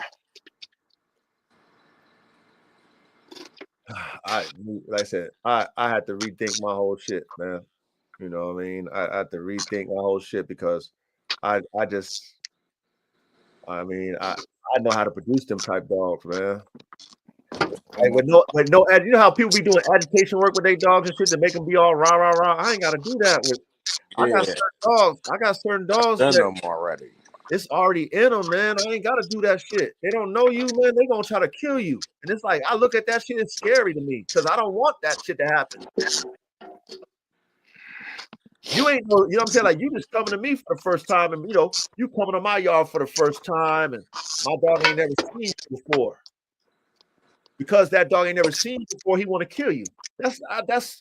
What if that's my nephew? You see what I'm saying? Matter of fact, my nephew was one of the individuals that told me straight up and down, like, that nigga's a man stopper. On an AR-15, son, killer whale. He said, that nigga right there is a man stopper, I'm like, hey man, I mean, he just young. He's like, nah, and he wasn't lying either. He wasn't lying either. That nigga was trying to get him though. It's like, bro, what are you? I'm thinking to myself, like, Brian, why are you acting like that? But sometimes it's just in these dogs. Yep. So let's say I sell one of these dogs to a loving family, and that dog becomes possessive over that family, and then brother comes over or whoever comes over, and then the dog want to kill him. They're not gonna be able to handle that shit. They're not gonna be able to handle. But this is when we gotta put in those that information to the people. Okay, but how many people are gonna follow that though, Ray? That's the point. People might think, oh, he's so sweet with us. You know how they do? Oh, he's sweet with us. Yeah. Then the dog catch him off guard. Right? Because maybe that's the first time they brought somebody over the house. They snap for the first time. And snap for the first time, but that snap is viciously, mauling, and they can't get the dog off. Yeah, that's a different type of dog right there. Yeah. They ain't gonna be ready for that. That's a man stopper. Yep. That's liability. That's a liability. Yeah. So you better off, unless you need it like, hey man, right? You got some intruders. You need some man eaters. You got some intruders. I get that. If you got that going on, shits too. Huh? I want them too. Not just man. Like, if y'all want those type of dogs, more power to y'all. I'm not saying there's nothing wrong with them. I'm saying for me, because I know how hard it is to maintain type dogs like that. I have the power over my dogs. There's a difference. Not many people have power over their dogs. They treat their dogs like kids and shit. Yeah. Then that dog becomes possessive over you and your family. And so somebody says, Coach, I want a protection dog. All right, cool. I got some of these these high prey drive, high man drive type dogs. Okay, cool. They get as a puppy, a sweet dog, got the on-off switch. Oh, it's so sweet. All of a sudden, that motherfucker turned into himself. And like, yo, I don't like this, I don't like that. But instead of just, growling and shit like that, the dog hit, gonna be hitting you. That I have to think about. Dogs that's testing you and shit. That dogs won't even test you, they'll hit you. Yeah. Like dogs that just hit. They see something stranger, they go at it. There ain't no barking. It's like as soon as they see it, they after it. By that time, unless you know your dog, right? See, I know my dogs. It comes into play. You got I know my dogs. I already know. Okay, make sure if you go by him, don't put your hand too close to the fence. He got the fence behind him. He ain't breaking that. But don't put your hand too close because he's gonna hit you. You know what I'm saying? But if somebody's out there got their dog for a walk and shit that they ain't never seen their dog rear up, dog see something that it want, yank on them. Dog ain't barking, the dog want to kill. I'm just saying for me, I have to think about how I'm cooking dogs because I'm cooking dogs for that high performance. I love that maximum play drive. I love that maximum man drive. But again, okay, if I'm producing those, who am I selling my dogs to? I can't really sell my dogs to the average consumer because the average consumer is not going to ever buy or drive a Formula One race car. Why would you have a dog on that level of performance if you will never use it? It gotta be for those participants. Gotta be for the military, or gotta be for the police, or it gotta be for those who do them type of shit, or gotta be for real job. Yeah, them cavemans, or you ready, the ones that really want them type killers. Like, yo, I need them killers because I really got some issues over around my way. I need something that's going to do that because I got this type of problem. So yeah, give me that, Chris Brown. But the average consumer, they see it as something cool and shit. That's a cool dog. Oh, it can protect me. Cool. I want one. Oh, okay. Okay. Then you sell it. Then, oh shit, the dog did this. Oh shit, the dog did that. Now it's on us. So we got to think about, when we talking top tier, when we talking high performance, whatever that work you got that dog doing, what I do is high prey, high man drive. I got to think about putting all these fucking frames, brains, and motors in these type dogs. I got to think about it deeply. Like, should I cook it? Yeah, it definitely got to be a reason. It got to make sense, first of all, to do it. It got to make sense. Like, where the dog's going after I do this. Because I can't, I wouldn't be the one to sell to families that's not giving the dog a certain job. Like, you know what I'm saying? I don't want the dog just laying on the couch while you're at work and shit. I want that shit like patrolling. I want that shit barking. If that shit's outside in the yard, I want it barking at the fence to know that, oh yeah, someone's here. I don't want like no dog that's not barking or giving like a response to an intruder. You know what I'm saying? But see, that's to me, weird. Reddy, that's to me, that's like basic when it Toy comes dogs to performance. That should be basic when it comes to a performance dog, right? Or a protection type dog, or a working type dog. They should that's like basic to me instincts. They should be able to patrol as far as like make sure that anyway, right? Yeah, that's what I'm saying. Like that's basic. But we talking about see, attack, neutralize. Yeah, if you come over by that gate, it's over. That's just over the gate. I'm pulling you over the gate. Man, hey, that's how we gonna be on the news though, Reddy. We gonna be on the news, man. You know what I'm saying? Dog mauled fucking. Yeah, but why was he at my gate though? They gonna make it up. He gonna make it up. Hey, I was just fucking over there. My ball, I had a ball that went across the fence and shit. I just went to get it. Fuck, my phone fell over the fence. I just went and get it, and the dog just ambushed me. You know how they gonna do? And then whenever they find out what you cooked up in that bitch, oh, that motherfucker cooked all kind of killer dogs and that shit. You know what I mean? It's just, I don't know. It's a fine line when you're doing what we're talking about. You know what I'm saying? When it comes to these type of dogs that can protect, that can work, you know what I mean? That do it at a high level, not an average level, but a high level. It's a thin line between like, okay, how much sauce should I put in this motherfucker, right? How much ability should I have in this dog?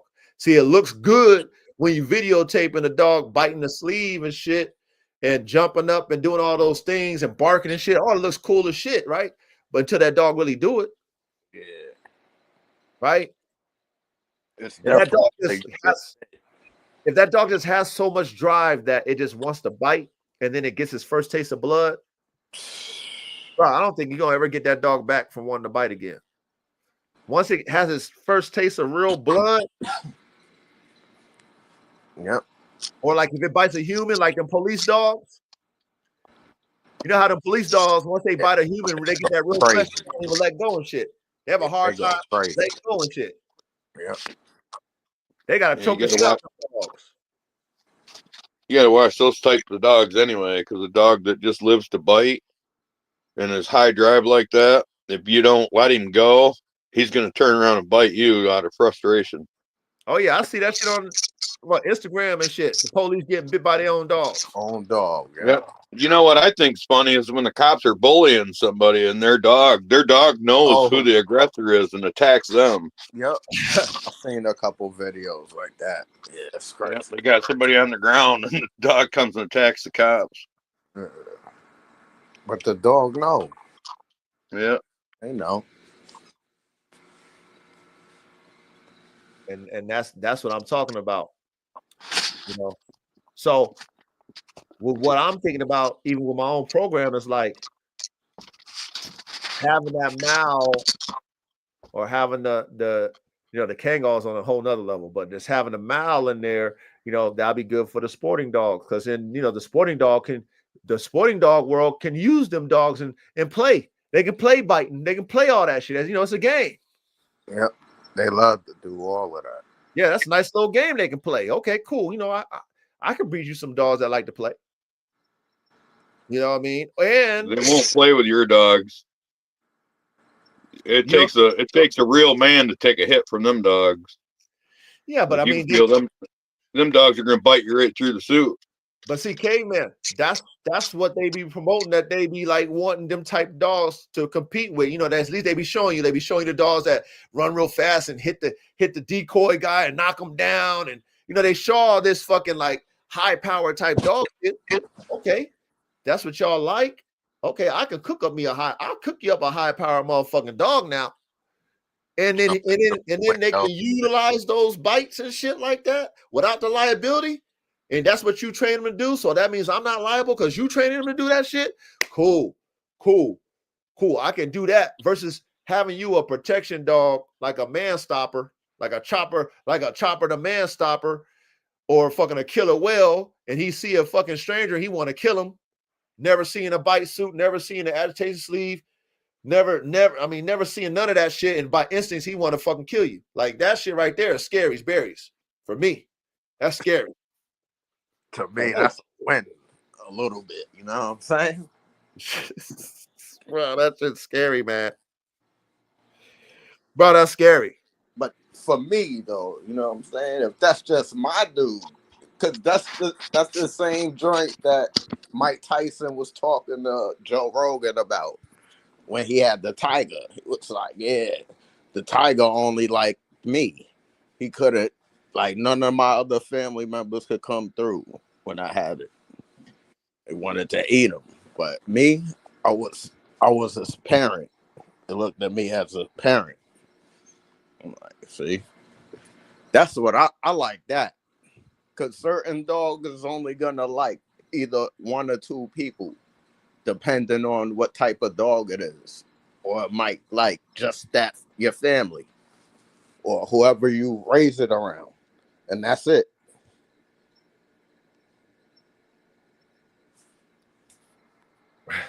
Bro, hey, to each their own, man. You know what I'm saying? More power to you.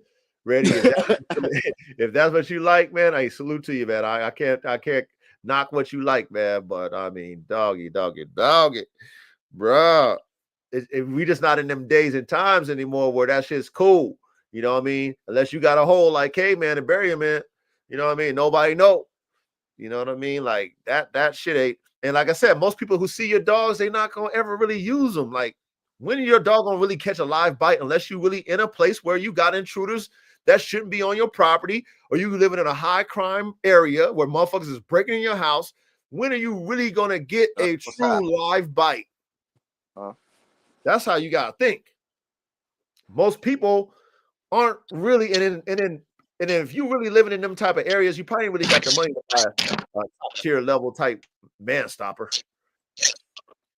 Like, you probably, if somebody really got type military level grade type man stoppers, like, nigga, you ain't got the money for that type dog. That shit need to go to the military, man. That's what the military will pay top tier dollars for. Yep. SWAT teams too, maybe. Dogs. They call them point and shoot dogs. You just send them into a building and anybody standing up gets attacked. Because all the hostages will be laying down or sitting down. There's a lot of old war vets, stuff like that. veterans and shit in my neighborhood too. Say that again, ready? I said there's like a lot of old school war veterans and shit in my neighborhood too. It's a lot of them. They probably want those dogs, but they probably never knew where to find them, and they probably don't even know about like how to use the internet or not want to use the internet. You know what I'm saying? So they settle in for what they can get. Those type of dudes. Man, that shit sound good. I'm telling you, man. I feel you, Bro, okay. We've all probably had dogs that was very animal aggressive, very dog aggressive. So imagine the energy that you have to maintain and like balance out and just kind of keep order when you got dogs and you got a certain dog on your yard that's super dog aggressive that you got to fucking stay on your P's and Q's with. Imagine that energy when it comes to people. Right. I mean, shit, you're not gonna be there all the time. And then not only that, let's say you got a dog with a brain and know how to fucking escape and break shit. That's strong. That you got to have them in Fort Knox or her in Fort Knox. But let's say you didn't know that. You learn that over time and that dog get loose. That's what I'm talking about. Yeah, I feel you. They got shit like that around here where I live at. Man, that's what's crazy, man. It is crazy. There'll be mad stories where people getting chewed up by these fucking dogs. All types of shit. It was a dude down the block, like on the dead end street, and he had those Caucasian off chocolate dogs back in the day. He was breeding all of them shits. And I always seen him when I'd walk back there. And then he had pit bulls, he had all of that shit. But then like later on, like how it is right now, he just got like mixture pit bulls. And they not even outside. They like in like a sheltered kennel, but you could hear them barking and shit. But he had all them type of dogs over there. And they could jump right over the fence and all that shit. And yeah, that shit was crazy, man. Wow. Big shit. Before I even knew what them dogs was, until once I seen that shit on the internet, I was like, oh, that's them shits. Okay. And he had all types of them shits over there.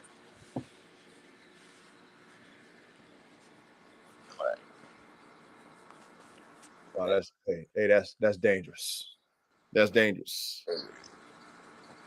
It's like, oh no, man. Hey, be careful, you guys, with these formulas, okay? Be careful what you might cook. Hey, be careful what you asking God to cook up when it comes to these dogs, because you just might get it. And what I mean by that is that you might get the plus and the minus to that shit.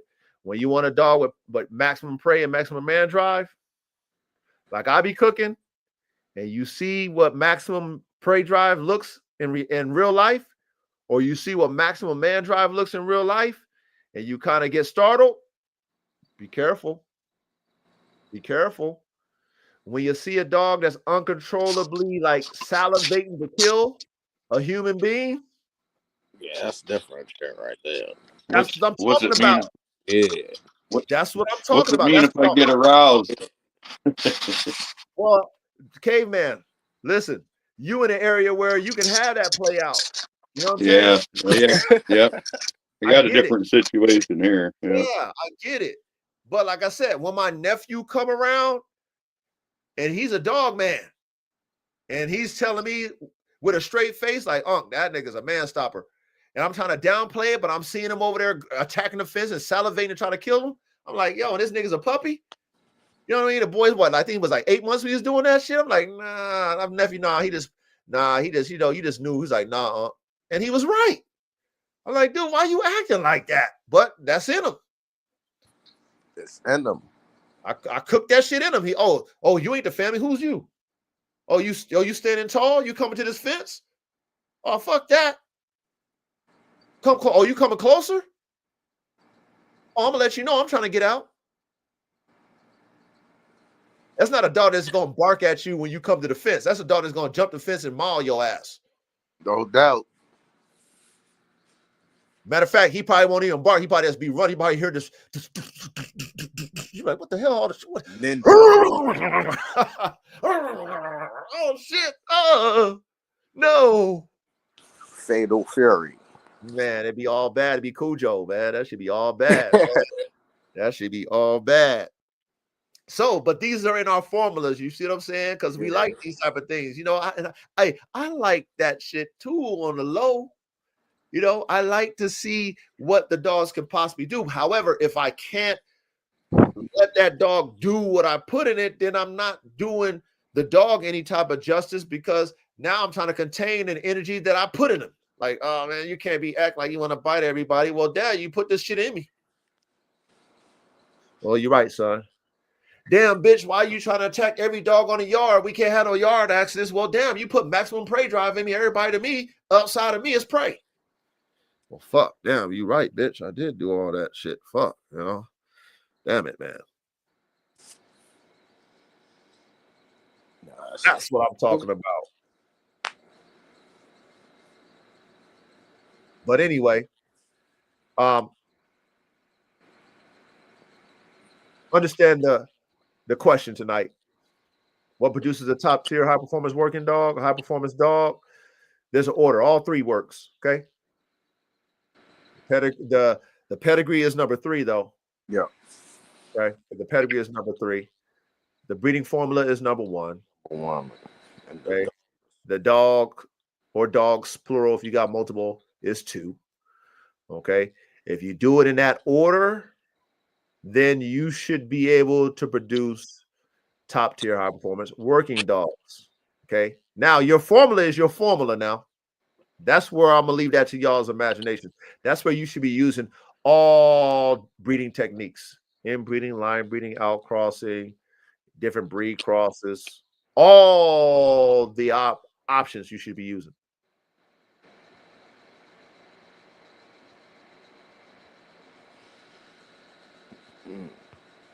No doubt. If you think like this, you breed like this, you should be able to at least produce a freak or two. Maybe might be the first time, might not, might be the third generation, might be, I don't know. The only way you're going to know is that you got to make sure everything that you cooked off of that breeding, you have in your perspective where you can grab at it, see it, watch it develop, see what you cooked, assess it, say, okay, bam, I got one. Ooh, that dog look. Ooh, that dog is this. Get confirmation too. Just don't be just saying it to yourself. Let the world see it. Get some oohs and ahs when the world see it, so that you know, okay, but damn, I'm on to something.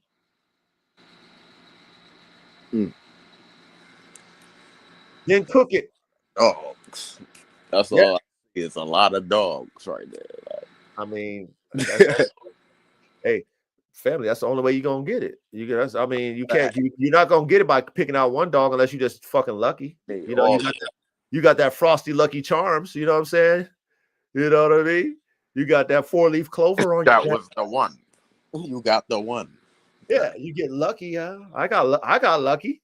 You know what I mean? But that's just luck. I don't bet on luck. Luck just happens. We're trying to bet on a formula that's going to produce that lucky charm. That's what we bet on. All of them, then. Yeah, we need all of them. And that's the only way we're going to see, right? We got to have all of them in our deck, if we're going to produce these level of dogs. If not, then it's going to take you some time, and you just might get lucky over time. If you have a formula, if you're going to keep 1 or 2 dogs, that's fine. Keep going, keep trying, keep working, keep producing, having the formula. Like I told y'all, if you got top tier males, keep all your semen. Please do that. Store your semen up. And keep cooking for freaks. You're not cooking freaks by following pedigrees. You think you're going to follow a pedigree and cook a freak up? If you're looking at how the old timers cook their dogs up and you following old timers fucking genetic or fucking pedigrees, you're misled. Okay, so don't do that. Take the concept Study dogs, understand genetic characteristics of dogs. Use your imagination. Start cooking. Start experimenting in the lab. Try some shit. You know, and then make that motherfucker. You know what I'm saying? Then when you make it, have us like, yo, wait, how'd you do that? How you do it? How you do that? Okay, I like what Arturo said. He said, I like everything this gentleman said, but pedigree is first, performance second, performance is third, performance second, and performance is third. And that I don't really understand. He said performance second and third. Pedigree's first, performance second, and performance is third in that chronological sequence. Okay. So find a seasoned breeder. Okay. All right. Well, I mean, hey, if that's how you, Arturo, sorry, Arturo, if that's how you cook, hey, if it works for you that way, cook that way. And that's one thing that I'm always going to say to y'all. I'm not here to dictate anybody in this classroom. You feel me? Like, I don't dictate nobody's play. I just, call it how I play it. You know what I'm saying? I call it how I do it. Oh, he said, sorry, production is third. This phone limits what he sees and auto corrects. Okay, Arturo, we got it. Okay, that's what's up. You know what I mean? That's how you feel. That's how you follow it. You believe in the pedigree. That's fine. The reason why we put the pedigree third is because the majority of the pairs is not true anyway. And that dog, if you don't know that dog, then how you gonna know the formula if you don't know the dogs behind it? Like, if you ain't never seen the dogs, you just heard about the dogs, and and the dogs that's behind it could be not real dogs that's behind it. And let's say you got a top tier dog, but the way they bred it, you don't really understand. Like, you don't understand the formula behind why those two dogs produce that one top tier dog. And let's say out of that one dog that was a good dog, how come all the other dogs ain't good dogs in there? Like, do you know the reason why? Maybe they were good dogs as far as breeding is concerned. But see, the pedigree ain't really going to tell you that these days. It's not. But the formula will. Hey, Coach. A lot of these guys breeding hounds do know the dogs to breed off pedigree. I mean, matter of fact, but that's what I was saying. If you know the dogs. Yeah. Well, I mean, like, the whole community knows, and like with performance dogs, they have a performance pedigree that tells you what well, if they were used, it tells you what the dogs were good at and how they ranked. So that is a little different world than when we say pedigree, we're thinking like an AKC pedigree. Right. Exactly. Yeah, but performance pedigree is, if you get somebody that does that talking, they probably have a different view. Okay. And I agree with that. Okay. I agree if every dog in that pedigree is documented for a performance and was bred in that way. Not only that, it's truthfully in the pedigree. Yeah. Then what you would also do though, too, K-Man, is what I'm saying is, like how I said, the pedigree starts with you. So if I bought a dog from you and you have 6 generations of those dogs in that pedigree, you're going to give me the formula. I'm not just going to look at the dogs and be like, okay, I'm going to talk to you and be like, hey, why did you use these dogs? Which type of dogs did you use? Why? Like, you're going to give me the formula if I'm talking to you. I'm not going to be able to just read the pedigree and figure out how you made those dogs. Yeah, but you already know, though. You know what I mean? You know the principles. You got a good hound, but they don't want to stay at the tree. I guess I better breed to a dog that's crazy on the tree. But see, these people don't know. Not to say all y'all in the chat. I'm not saying you guys in the chat per se. I'm saying most people that might be listening to us conversate.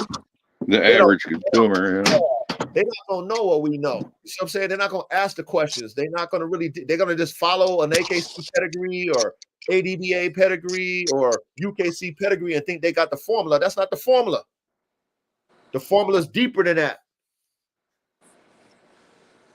Because then you wonder why you're not producing them legendary type dogs.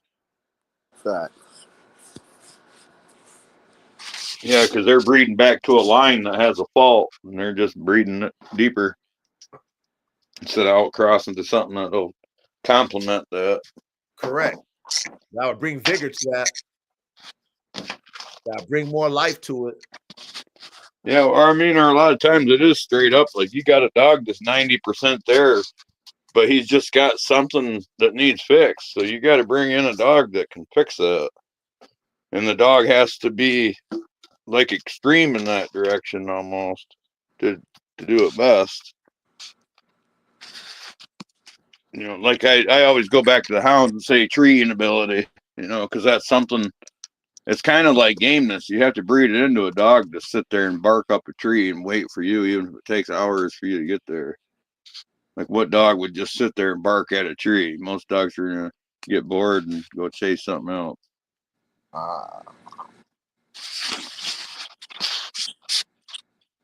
So yeah, you might have a hound that, man, it can work out a coon track. It can run through water.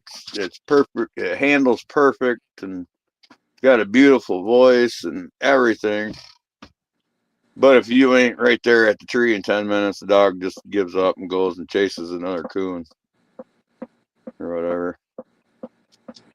Yeah. So you got to fix that.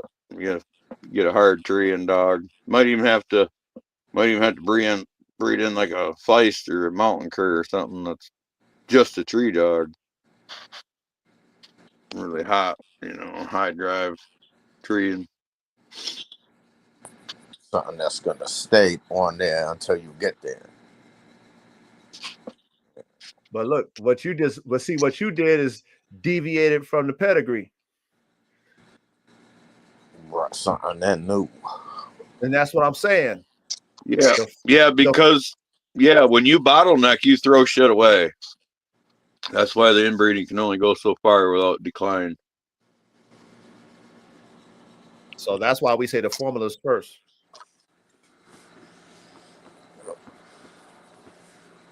Because the formula is and pedigrees can work out for 6 generations and go to shit the 7th. Or work out for 2 generations and go to shit. Or work out for 1 generation and go to shit. Sure enough, yeah. And that's why I say the formula comes first, you guys. The formula that produces the dog that we want comes first, because as long as you have that formula, you can always refresh it. You can always make it better, because it's not necessarily just based off of the dogs in the pedigree. It's what created the dogs that's in the pedigree is what we following.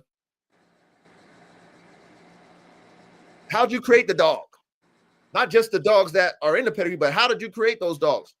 What type of dogs, genetic characteristics is what made them dogs? What type of genetic explosion was that? Like, how inbred was the line?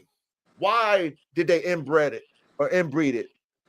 Why did they use this cross? What cross was it? What blood was it? What genetic characteristics, pluses and minuses, was in that blood? Like, all that shit plays. You're not seeing that in the pedigree. Facts. You're just seeing the names of the dogs. You're seeing names of dogs. You don't know the mind of the person who bred the dogs. The reasons why those dogs are in the pedigree.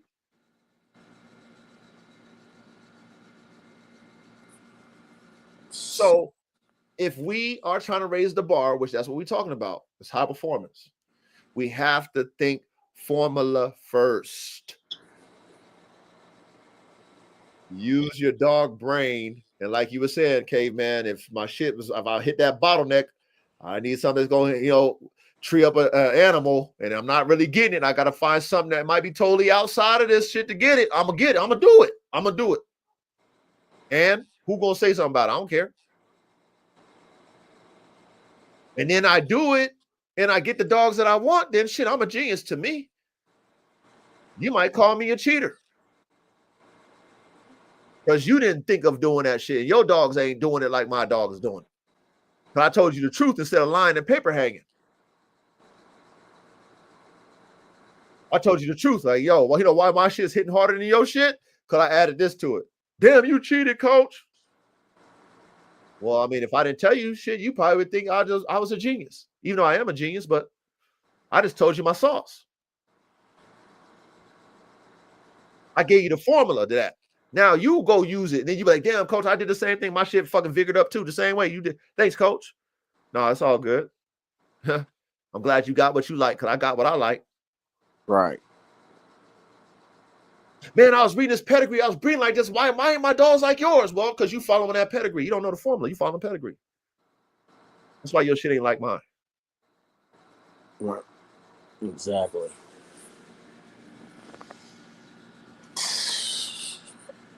So you guys can take what we talk about in the classroom.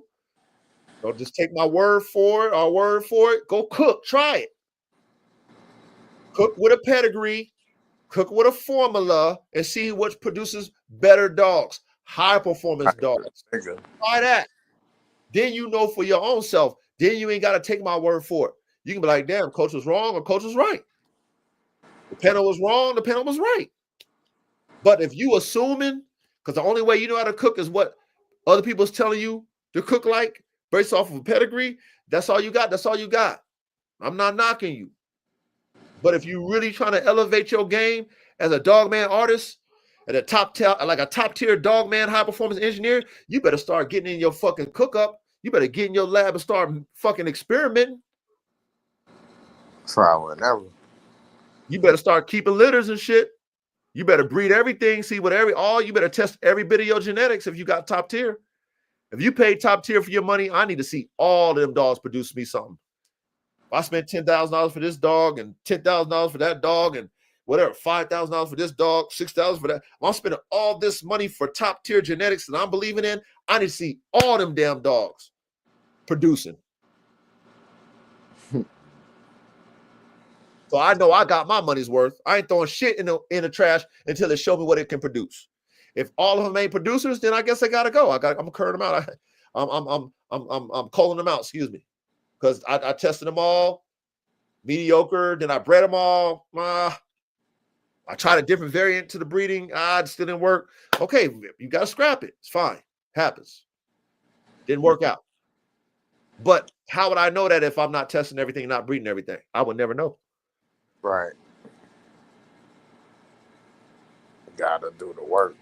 Gotta do the work. It's gonna take time, man. It's gonna take y'all time, man. Just accept it. But this is how we're going to elevate, okay? This is how we're going to be like the OGs who are in the Hall of Fame of dog breeding. You know, that's what they was doing in their lab, just cooking. And they had nobody telling them, oh, don't do that. No, you can't breed like that. You can't add this.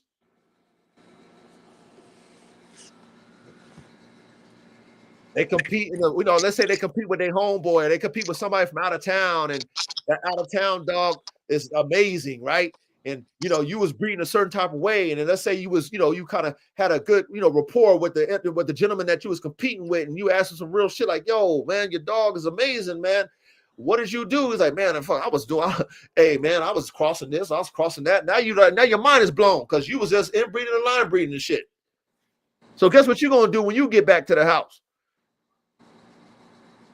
Well, shit, I'm about to start out crossing and I'm start adding this shit too. Because that's all I knew was doing this. That's the only dogs that I had around me. And so I only bred this way because that's all I had in my lab. So boom. And then you go somewhere else where somebody got a fucking super lab. He producing super dogs on your ass. And then he gave you the game. Like, man, this is how you cook. Why would you not cook that way? I know we smarter than that, right? We in a day and age where we got too much information. Y'all smarter than that. So get out your own way and produce better dogs. That's all I'm telling y'all. And follow the formula, man. Formula first, dog second. Then you make your pedigree. Your pedigree starts with you. Salute the man you bought your dog from. Thank you, bro. You know how you thank them? You pay your money for that shit. How much you want for it? Thank you, bro. It's mine now. Appreciate it. Thank you for your hard work. And then that pedigree starts with you breeding it and making your dogs with it. That's where it starts. Because then you know you ain't lying to yourself. Hopefully you're not lying to yourself. You know when you fucked up in the lab. You know when your breedings work. You know if you produced a freak. You know if your dogs have got worse or got better. You know this because that's where it starts with you. Ends with you, start with you.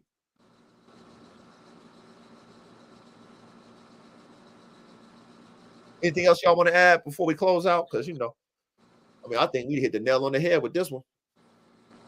Yeah, I like this one. This topic was fire. I think she's covered. Yeah, we hit the nail on the head with this one. And like we said, we're not throwing the pedigree in the trash. I'm going to close out with this. I'm not throwing the pedigree in the trash, you guys. Okay, so don't think that, you know, we're going to say pedigree set it on fire. We're not saying that. However, I can put anything on a pedigree, man. That don't mean it's true. And just because it's on the pedigree doesn't mean you have my formula either. That's my point. That's the point right there. Yeah. If I just want to see a history of all the names of dogs, that's cool. That's cool to look at. That's not the formula. Now, Caveman mentioned something too, and we're going to close out. If it's a performance pedigree and all those breeders you can call them, right? You like, they got the names of the breeders, all that shit. Then you call the breeder and you ask them how that dog that's in my performance breeder, my performance pedigree is bred. How is it bred? So I can use that in my formula. Because I like that dog. That's the great grandfather. Based off of what I know in his performance pedigree. Now I'm gonna call the dude that bred him, and I'm gonna get the sauce. I'm gonna call for the sauce. I'm not gonna assume shit off of pedigree. Yeah, I got something to add to that. You should, if that's what you're doing, you should be at those events, getting to know all these people. That's even better. Yeah. That's even better. Yeah, make your own pedigree. Dylan said, "Hey, make your own pedigree." Facts. Yeah, facts. Facts. Make your own pedigree. Yes. You don't need a kennel club to have a pedigree. You know what I mean? You ain't got to pay UKC, AKC to have a pedigree. You can make your own.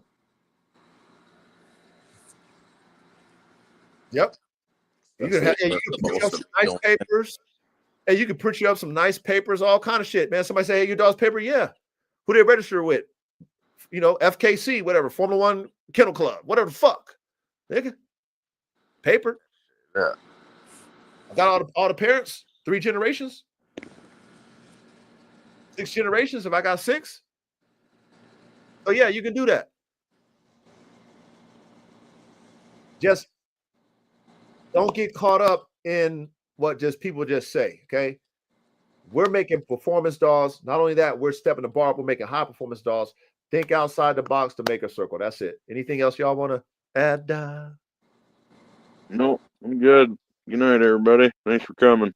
Yes, sir. Word. What about you, Eddie? You good, man? Everything else you want to add? Just everybody have a good night. We cooked. Yeah. Chat cooked. Yeah, man. Salute to everybody in the chat too for showing up for the classroom. Hey, salute to the average. I think we average about 150. You know what I mean? That be on the playback total, man. So salute to the 150 that be in this type of classroom. I know it's not entertaining in this classroom, but I know based off the 150 average people that listen, you know what I mean? You guys are definitely getting some game that I know that you guys can apply to your programs and elevate your program. You know what I mean? So I thank you guys for showing up for the classroom, man. Like I said, I know this ain't entertainment, but it's definitely a place where you can learn. And not only that, you can add this shit to your program. And then you know what I mean? You can level up your dogs. But hey, much love and respect to you guys, man. We are out. Peace. Peace. Peace.